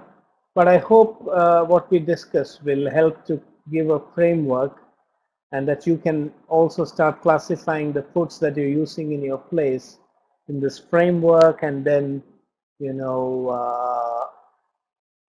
see how to assess them and try to apply them using the Ayurvedic principles. So now let us look at some individual food substances. Some of them I had already talked about during our discussion. The first one is curry leaf. Can anybody recognize the plant in this picture?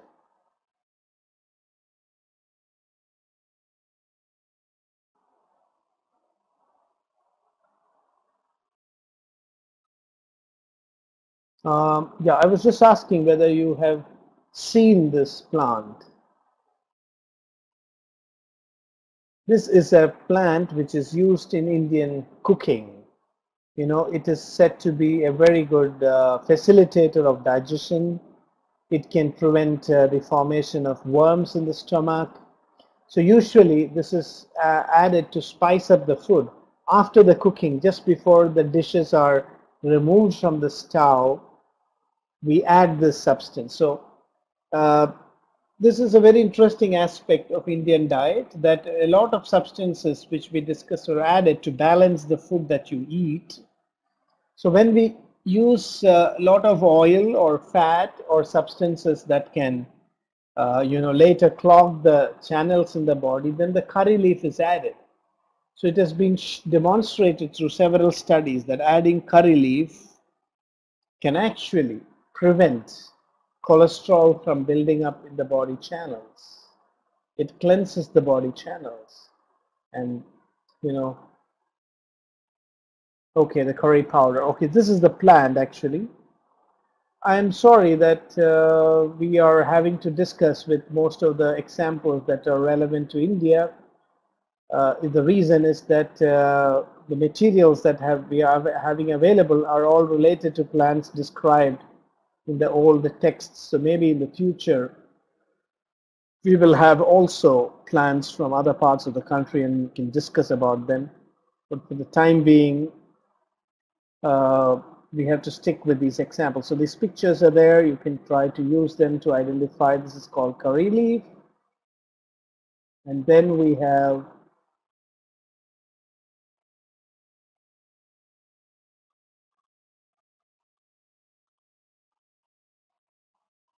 so next one is the coriander leaf. I'm sure you must have heard of this. Anybody who has not seen coriander leaves. Yes. So this is also used to, dress the food after cooking. Yes, so it's very widely used in India. And, this is very helpful in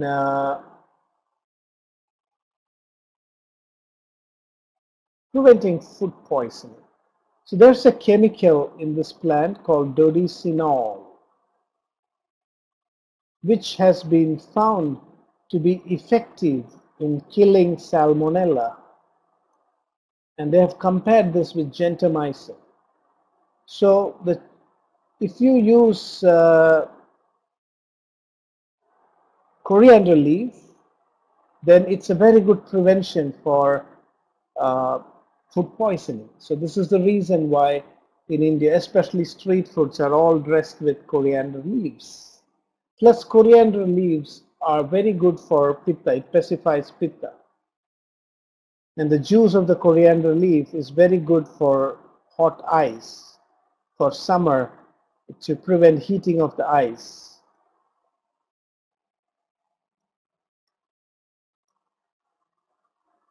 So we can see how in India, actually, where food is a little bit spicy and sometimes oily, these medicinal vegetables and leaves are added to make sure that they do not harm the. Yes, you can make a juice and even drink it to cool the eyes. The coriander seeds can be boiled, filtered, and then used to wash the eyes.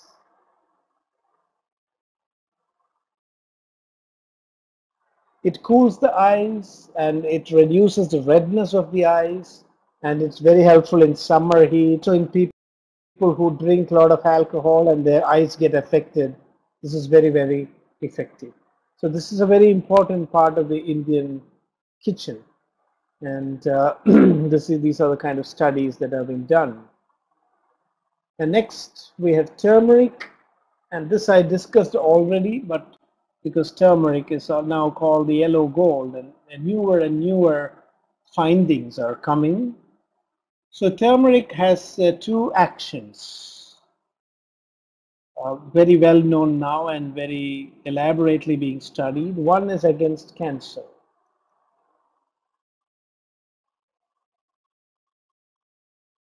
And the other is on the brain. So we have to use turmeric in different ways to get benefits in cancer or for the brain. So for getting its anti-inflammatory action, you need to use turmeric along with pepper, and we discussed that in our previous webinar, that we have to take a spoon of turmeric and add a pinch of pepper, 1 pinch of pepper, and then this will be absorbed much better. But if you want turmeric to work on your brain, then it has been found that it should be used with fats. In fact, mixing turmeric with ghee is very good for the brain.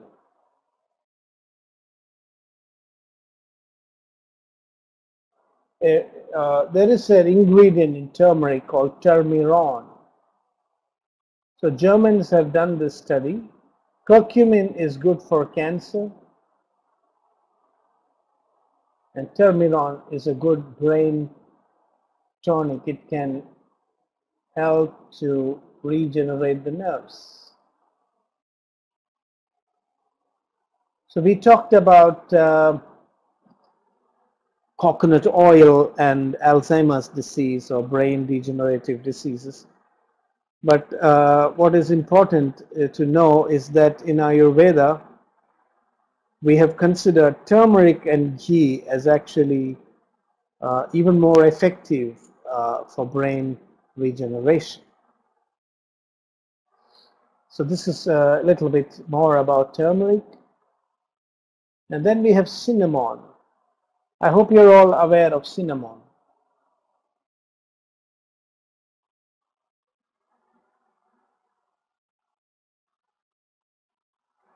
So cinnamon is very good to regulate blood sugar level and cholesterol. So even in India, where we make fried rice food, cooked rice, which is also fried with oil, invariably cinnamon is added. And cinnamon as tea is also very good. So people who are having a sugar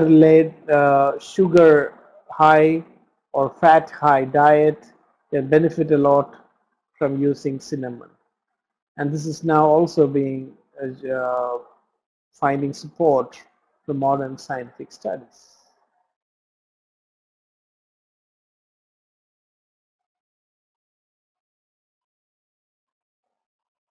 So that's about cinnamon, and then we have grapes.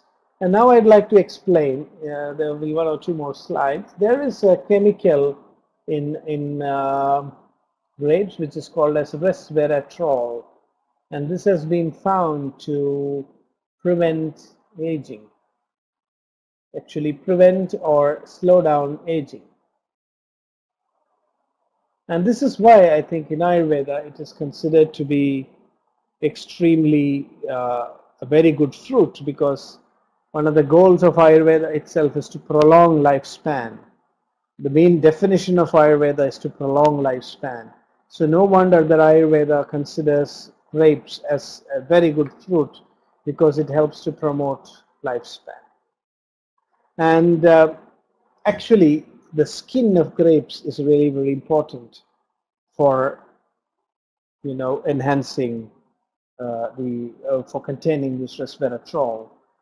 And so this is about grapes.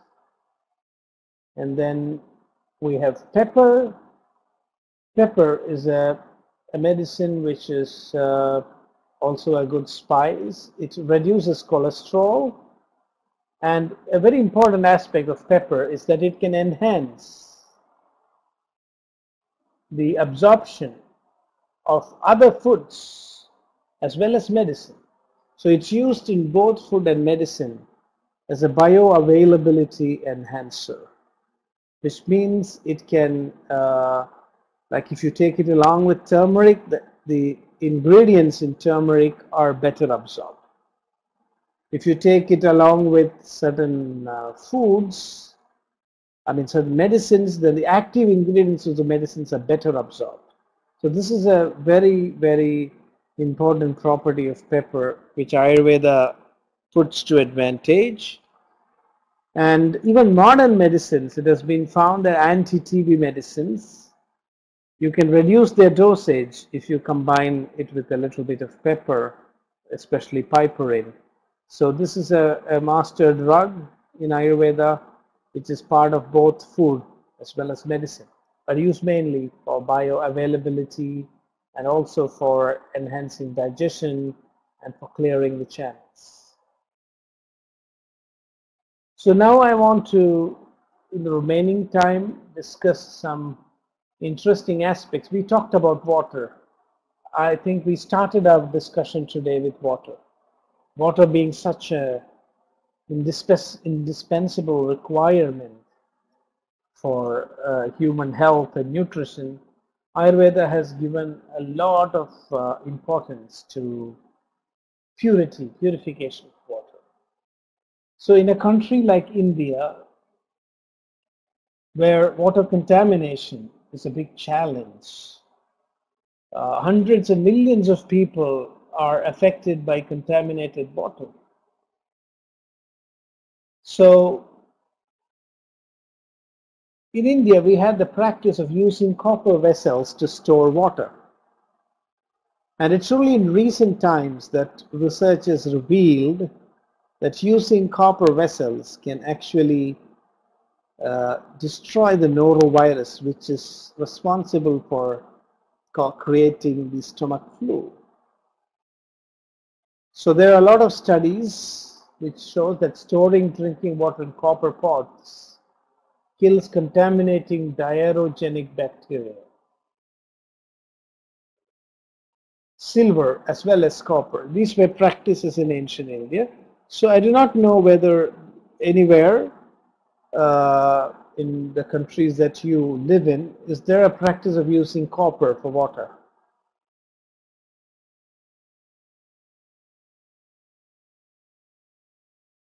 Does anybody use copper vessels for water? No. So this is now being propagated in India as a poor man's water purifier. So some groups in India have developed a copper coil.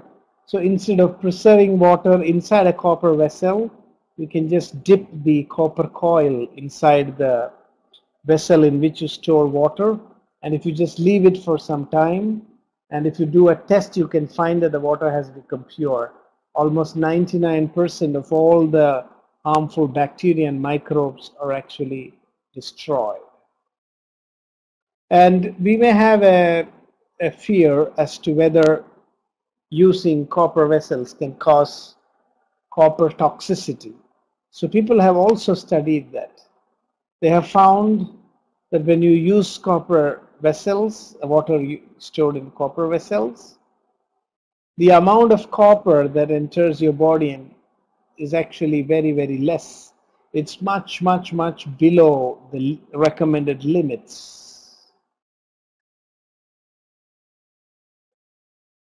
So, okay, is it for good or bad?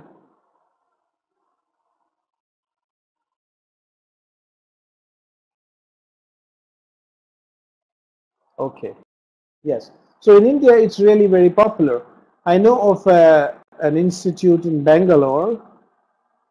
They have worked on this and they've done a lot of research on copper, and now they developed this simple home technology of using copper coils for water purification, and this has been found to be extremely successful, and some publications have come out. And this is just one of the methods described in Ayurveda for water purification. This is one is purifying water just by choosing the right kind of storage. The copper vessel is very simple. You just need to store water in copper vessel.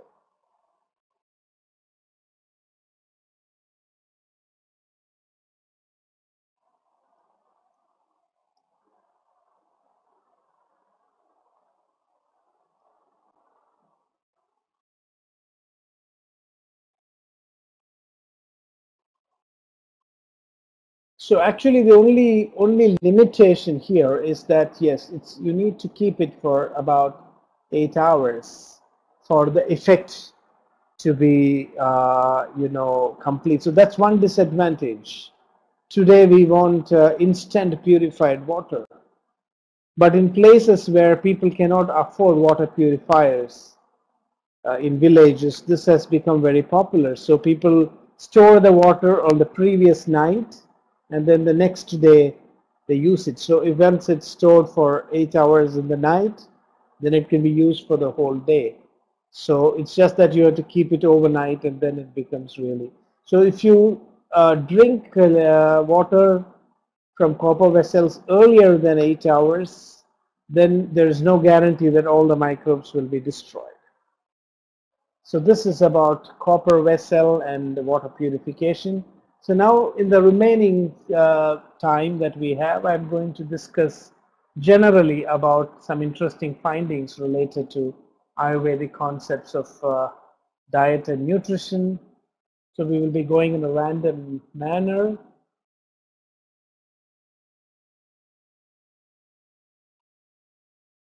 So next thing is pomegranate juice. So I also mentioned that after grapes, Ayurveda gives much importance to pomegranate. So I think pomegranate must be available in all your places. When I I think in Europe it is there. I found that in Greece it's really very popular. When I was in Greece, I used to be able to drink a lot of pomegranate juice. So maybe, and also in the Middle East, I think it's quite popular. So Ayurveda considers this very important because in Ayurveda, again, the protection of the vital organs are considered very important, and especially the heart. So pomegranate is considered to be good, a good medicine for the heart.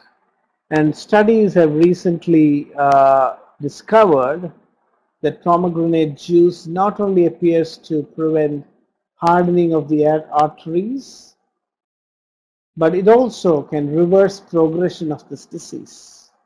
So people, if you regularly use pomegranate juice, then it might enable the person to reverse the clogging in the arteries and to prevent cardiovascular disease.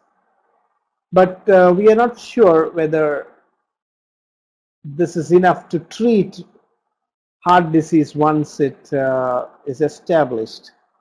Maybe when heart disease is established, you need more intensive and aggressive treatment, but definitely it helps to prevent.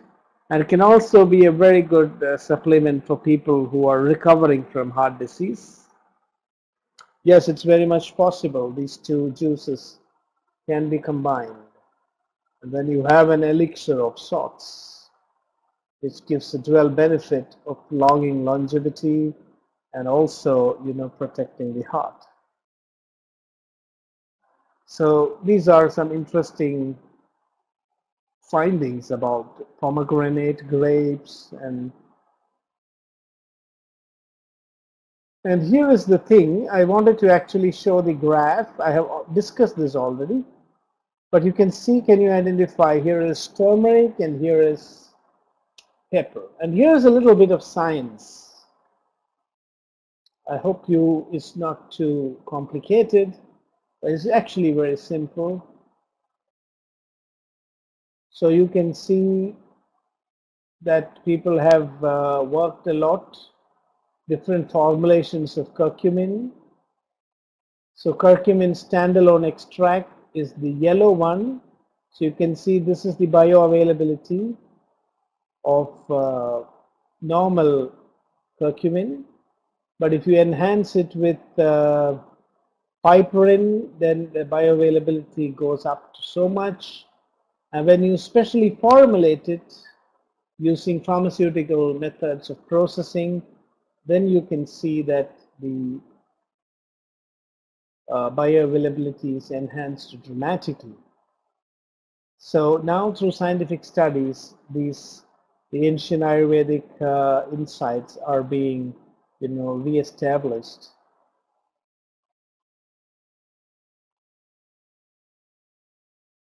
So here's a little bit more about grapes. So here is a combination that cinnamon and few whole cloves. So I wanted to just point out that today Resveratrol is actually being sold as pills. And I would not recommend consuming resveratrol as chemical pills because its bioabsorption is very poor. There is no evidence that by extracting the resveratrol from the grapes and swallowing them as capsules is actually going to benefit. But people are commercially selling it. So in my opinion, we should be using grapes in its raw form. Even as red wine is fine. And if you add a little cinnamon and cloves, then it makes it even more better. So in Germany, I have actually seen such a drink of grapes spiced with, it's not very alcoholic. I mean, it doesn't cause much mental disturbances. But it's spiced up and then it it seems it's designed in such a way to enhance the bioabsorption of resveratrol. So this is a warning that I wanted to give about going behind resveratrol as a chemical. It's much better, much more useful to take the grapes in the natural form.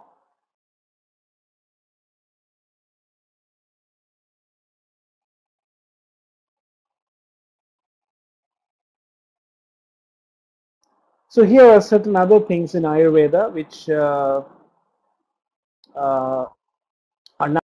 now being supported by modern scientific studies.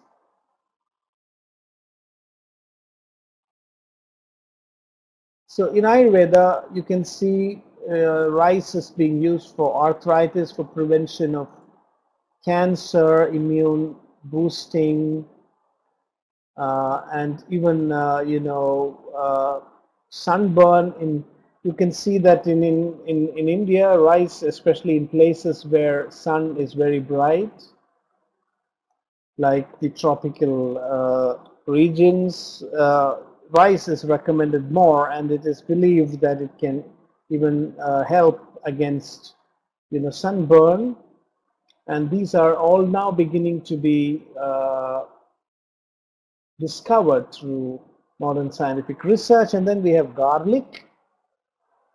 So garlic should actually be chopped before it is used. This was also something which I discussed in a previous lecture, in a previous webinar. So these are some other food components which are discussed much in Ayurveda. So now this is a little bit of a busy slide, but are you able to see and read what is written there? Is there a difficulty?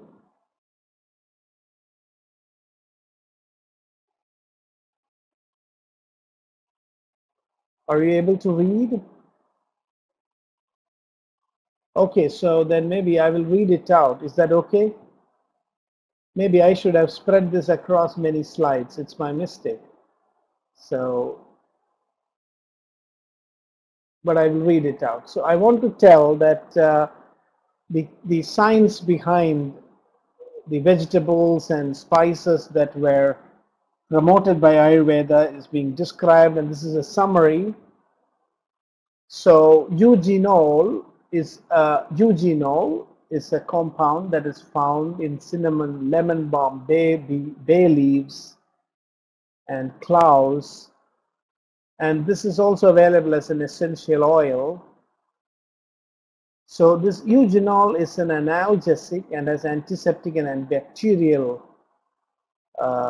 effect, and this is the reason why cloves are used in many Ayurvedic diets as an additional agent.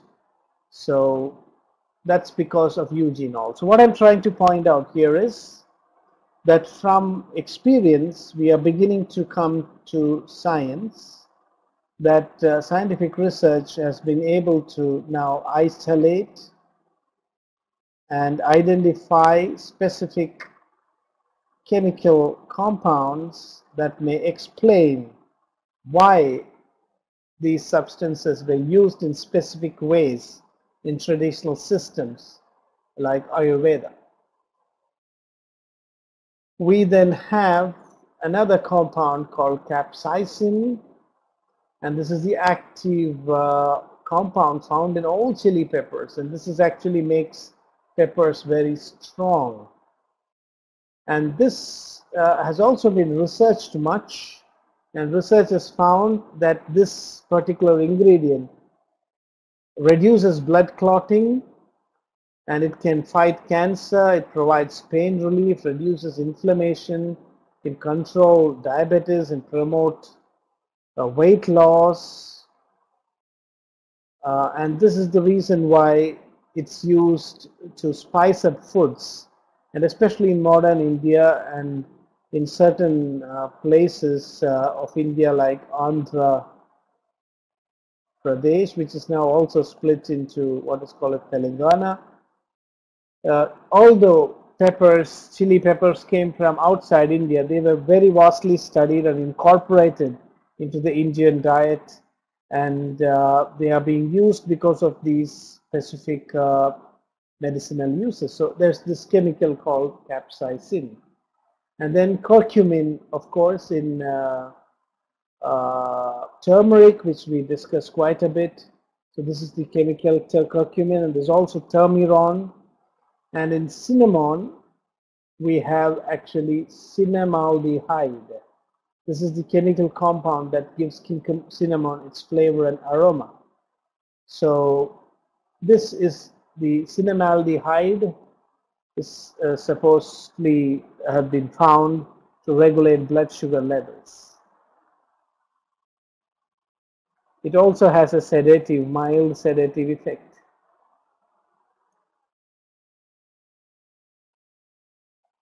And it's also extremely good to tackle bad breath. So what's most interesting is that these compounds have not just one single action, but they have a spectrum of activities. And these activities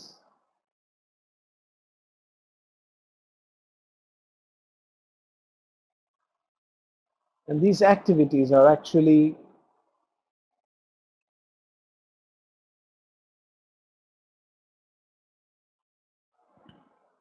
enhanced when we combine these substances. So then the other chemical which we discussed about is piperine, which is found in not only pepper but also long pepper. So have you heard of long pepper? Does anybody use long pepper?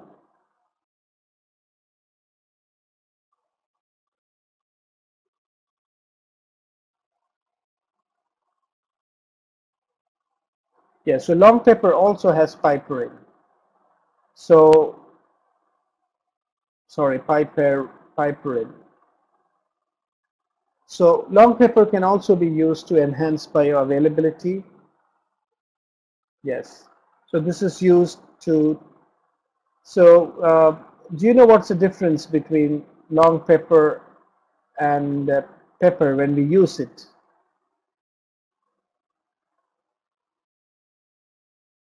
Which is more palatable?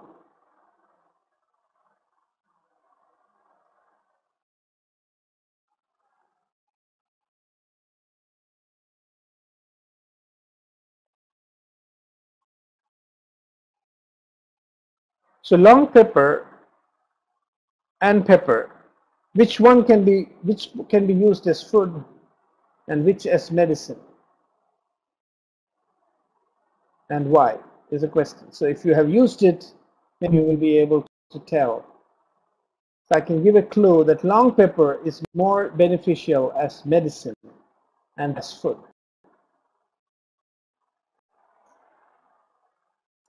There is a problem with long pepper that prevents it from being used as food. Because if you put long pepper in your mouth, it actually begins to bite your tongue. You will get a tingling sensation that will last for a long time, which means it kills the sensation in your tongue. And then you will not be able to feel the taste of the other foods. So although both long pepper and have piperine and both are beneficial for enhancing bioavailability, Ayurveda recommends pepper to be with food and long pepper with medicine. Okay, yes. So we have to be a little careful when we use it in food. Also, I is that long pepper should not be used continuously.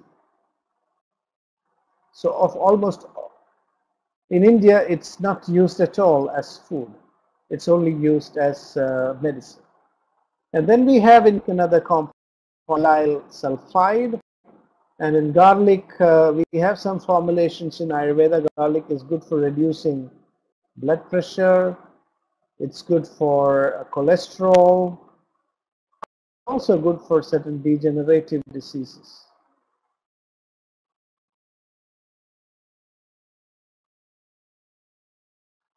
And then finally, dodecanol, which is the plant antibiotic.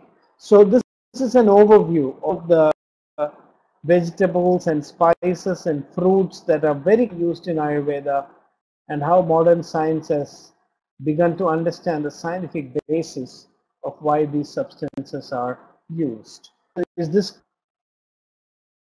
There were a little bit of repetition, but I wanted to discuss the same thing from different angles. One, I explain its Ayurvedic uses, and then with a focus on its individual uses. Yes, I know.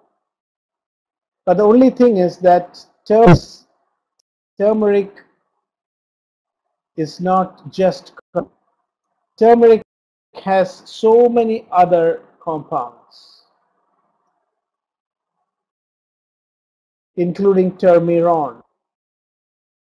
So actually, if you use turmeric whole, then it's more beneficial. Like for example, if you add turmeric, pepper, and ghee, then it can prevent both cancer and also it can protect your brain. Whereas curcumin does not have that action. So people are beginning to understand that turmeric is much more complex than we think, and that not just one compound, but all of its compounds are necessary to produce the complete effect. So for that reason, I think personally that the Ayurvedic way of using these substances are actually more balanced and will produce more outcomes. So this is about the various substances mentioned, and then we are now almost the last few slides of our discussion today. Talk about use of fats and how Ayurveda perceives it, especially ghee, butter, and certain oils. But before that, I just wanted to check whether what we discussed so far is clear and whether you have any questions. If not, we will continue. Do you have any?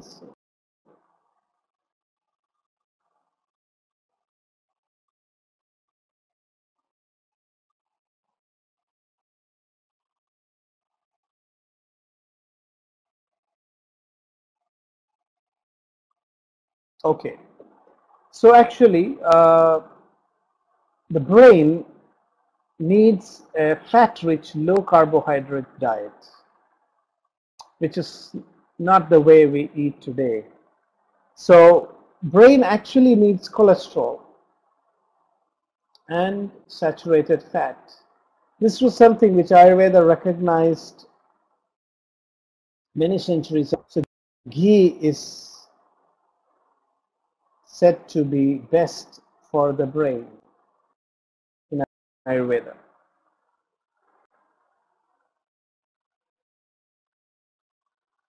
So it has been found, for example, in the Mayo Clinic, they did a clinical study, and they found that people who eat more saturated fat have 36% less chance of developing dementia. So just imagine, people who eat more fat have better brains. And recently it has also been found that saturated fat is not really harmful for your heart.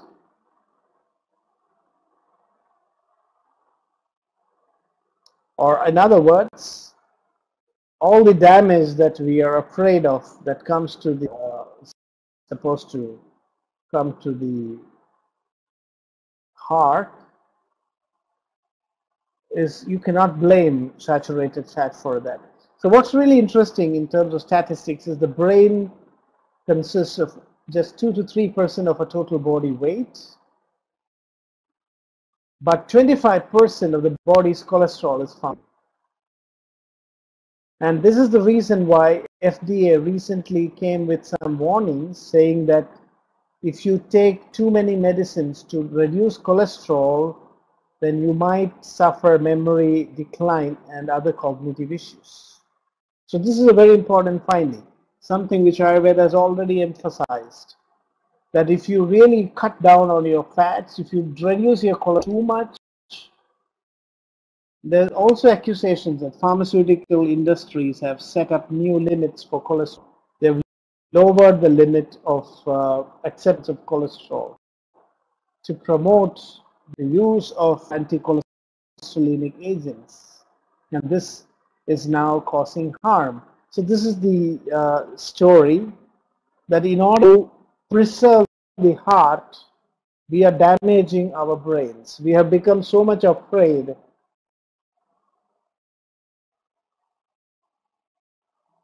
of fats and cholesterol that we uh, try to cut down fats, cut down cholesterol, so that we save our hearts. Actually, we lose our brains.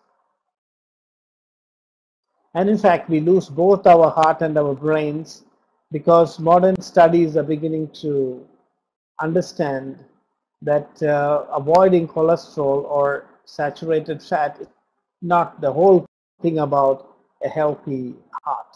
There is what is called as good cholesterol. There is what is called as the good type of fats, which actually the brain and the body needs. And so you need to look at all of these things from a totally different perspective. So I hope this point is clear. Do you have any clarifications or any opinions here?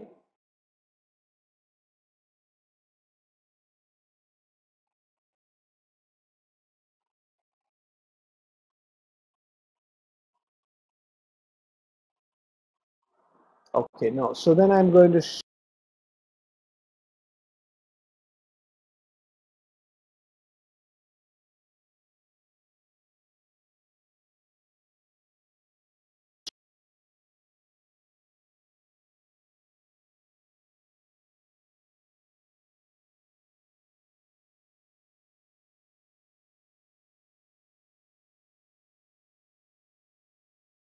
hello, hello, hello. Can you hear me now? Okay. So maybe there was a brief interruption in the sound. So what I am pointing out is that I hope you are all aware of statin. Have you all heard of statin, the drug?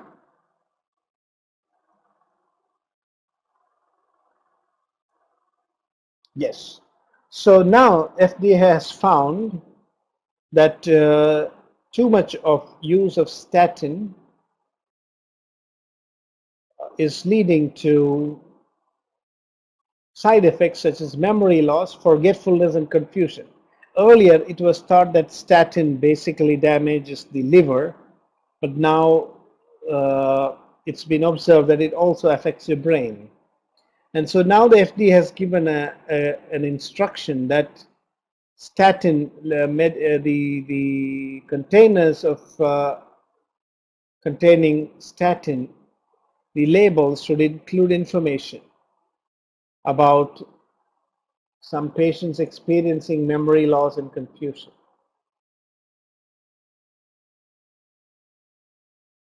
So, but they are trying to make this not look so fearsome. So they say that these problems are generally not serious and symptoms were reversed by stopping the statin, but patients should alert their healthcare professional if these symptoms occur. So people being treated with statins may also have an increased risk of blood sugar levels and type 2 diabetes. And so these are all, very interesting findings. So coming to the bottom line again, Ayurveda has said that you need to take fats in a healthy manner to preserve brain function. If you want cognitive functions in old age, then you must be taking ghee according to Ayurveda.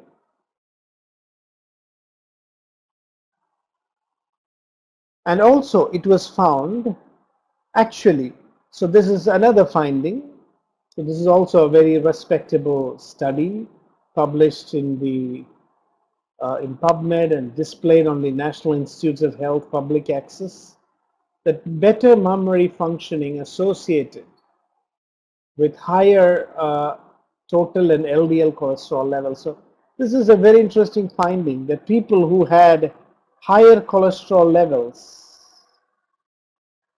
in old age were found to have better memory functioning. So more cholesterol in your blood means your brain works better. So this is really very interesting. So this was found specifically in a particular group of elderly people. So which again means that uh, you know, we need to be very careful and have discretion in using cholesterol. Now in Ayurveda, what we say is ghee is both good and bad. So ghee is like both nectar and poison.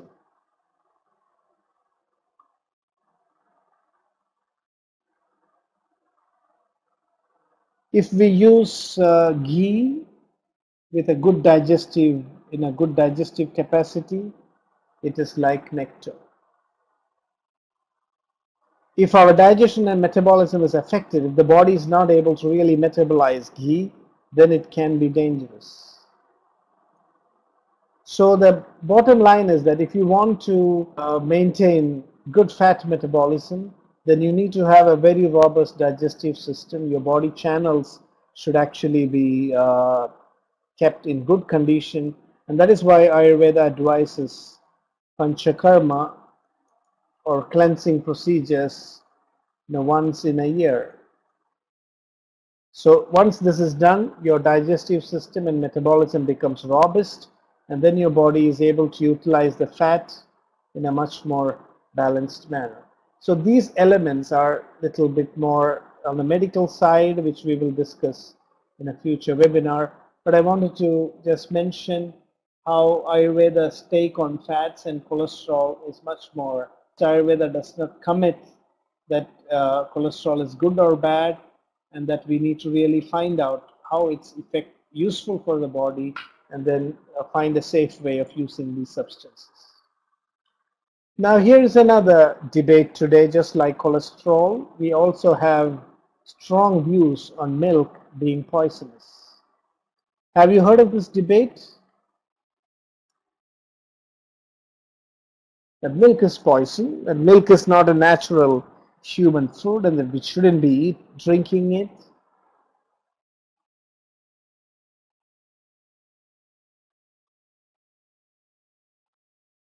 So have you heard of this?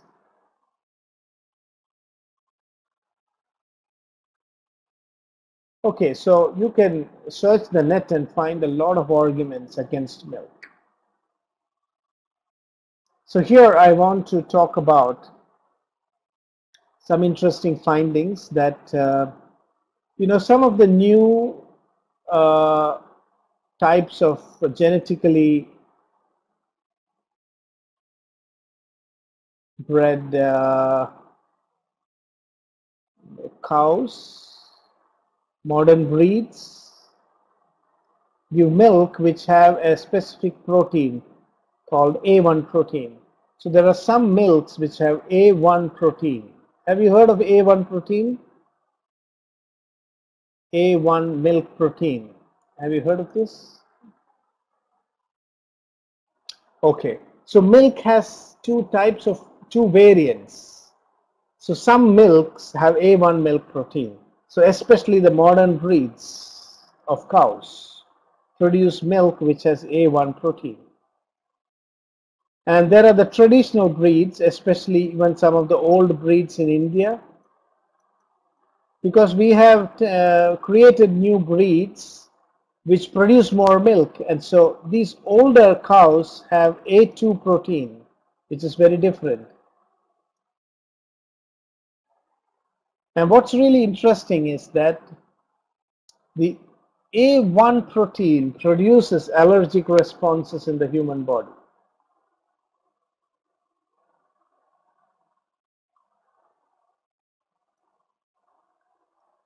So A1 protein causes allergic responses, and A2 protein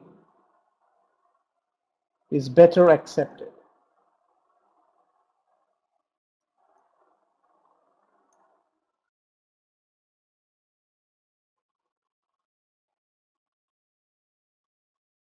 So although there's a little bit of debate, a lot of problems that people are facing with milk is now being attributed to this difference uh, in the properties of the milk, the protein that we find in different types of milks. This is a very interesting point, and you can see that in countries like Australia and New Zealand, even the milk cartons have labels telling A2 milk. So people ask for A2 milk in these countries. They don't drink A1 milks. So although this is still under study, there are some preliminary findings indicating that there's one reason why milk could be producing poisonous results. And I also mentioned that some countries, some places, people are not so much used to milk and they have milk intolerance. That's another point. And the third point about milk being poisonous is that we must use milk as fresh as possible. Mixing different types of milks, homogenizing milk, storing milk, these are not considered to be good in Ayurveda. The more the milk is stored, the more you mix different types of milk, mixing different types of milk as they do in the industry, these are said to render milk poisonous. These practices are not acceptable in Ayurveda. And then the other point in which milk can become poisonous is if you do not have, again, just like ghee, you need to have a very robust digestive system. So in India, we mix ginger with milk, garlic with milk.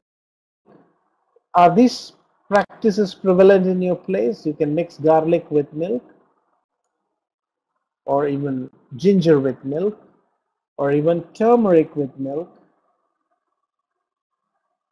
These are some of the ways in which you ensure that milk doesn't produce this toxicity in your body. Okay. So Ayurveda is very, very particular about safety. And so milk is actually something which when it is fresh, it's like nectar. But the moment it begins to be stored and goes bad, it can be very harmful and dangerous. So, I just wanted to discuss this to show how Ayurveda has tried to go to study properties of substances in such a minute manner that some of these findings are again coming to light through modern scientific studies. So this is the thing. Milk is poison when digestion and metabolism are affected. And in Ayurveda, medicinal preparations are also given based on milk. And so milk is considered not just as food, but also as medicine. But it is also poison. So this is an interesting thing. If you ask an Ayurvedic physician, he will say milk is nectar. Yes, it is food.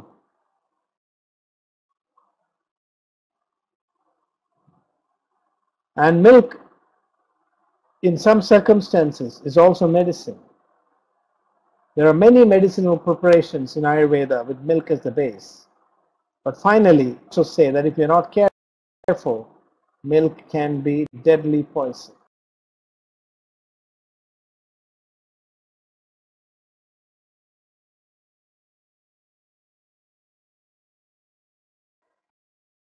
Hello.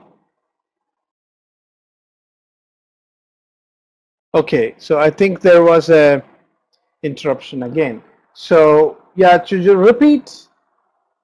Yes. So this is the thing. Ayurveda said that milk can also be deadly poison. So these are this is an indication that Ayurveda has a very balanced way of assessing properties of substances. So how all the three things can be correct. Now they're just last. Yes, of course. In many diseases, Ayurveda recommends taking milk boiled with herbs. It's a very specialized way of giving medications in certain illnesses. So this is very much possible. And then the last 2 points for our discussion is how, certain food substances complement each other. There is this very well-known phenomenon called the French paradox. The French paradox means French people eat a lot of cheese and they also drink a lot of wine, and still they have a very low incidence of heart disease. So this is known as the French paradox. So people are not still clear why the French people are so special, but Ayurveda says is that if we eat a lot of fat and meat, then alcohol in moderation is protective, especially if you live in a cold region. And if you want to eat fat, then cheese is definitely better than other kinds of fats, and wine is better than other kinds of alcohols. You mean ginger?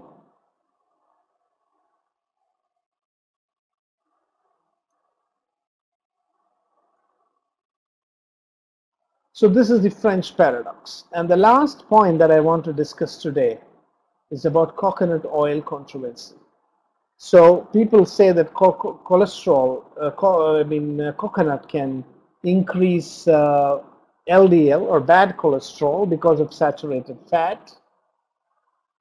But what's important is, saturated fats, I have to tell a little bit of chemistry here, have long chain, medium chain, or short chain fatty acids.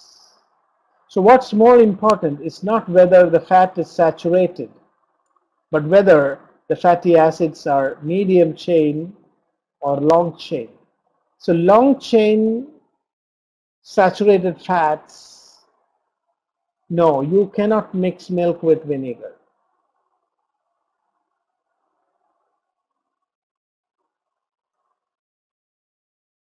It is not advised in Ayurveda.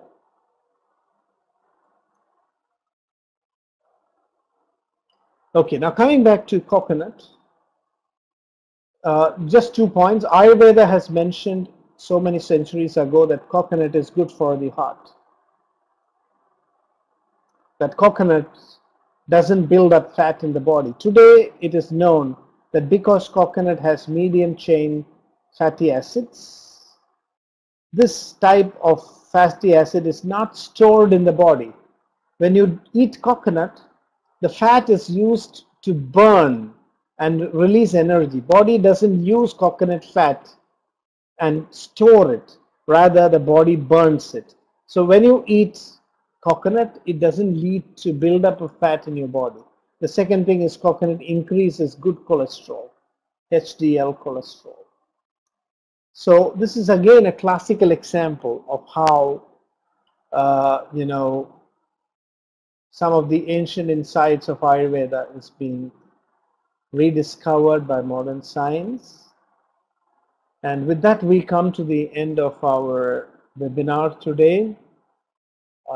So we had a quick overview of how Ayurveda assesses individual food substances. We looked at different categories and groups. And then we also looked at how modern scientific studies are lending support to some of the specific findings in classical Ayurvedic texts. And these are not coincidences. It is not just one substance or two substances. The properties of so many substances described in Ayurvedic texts are being rediscovered by modern science. So with this, we are, I think, concluding the first module of our webinar, which dealt with preventive medicine, with lifestyle, diet, and food. And we will continue next week.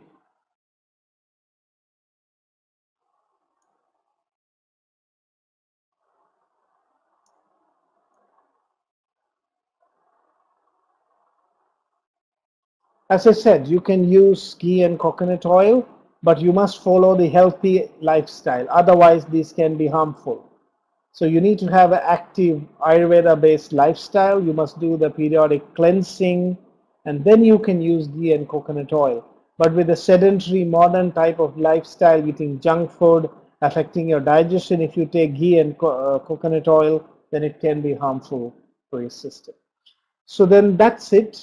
We are concluding for the seminar and this module, the first module of the 3 modules that we have. The next module will look more at therapeutics and treatments. And so have a good evening or good day, depending on which part of the world you are.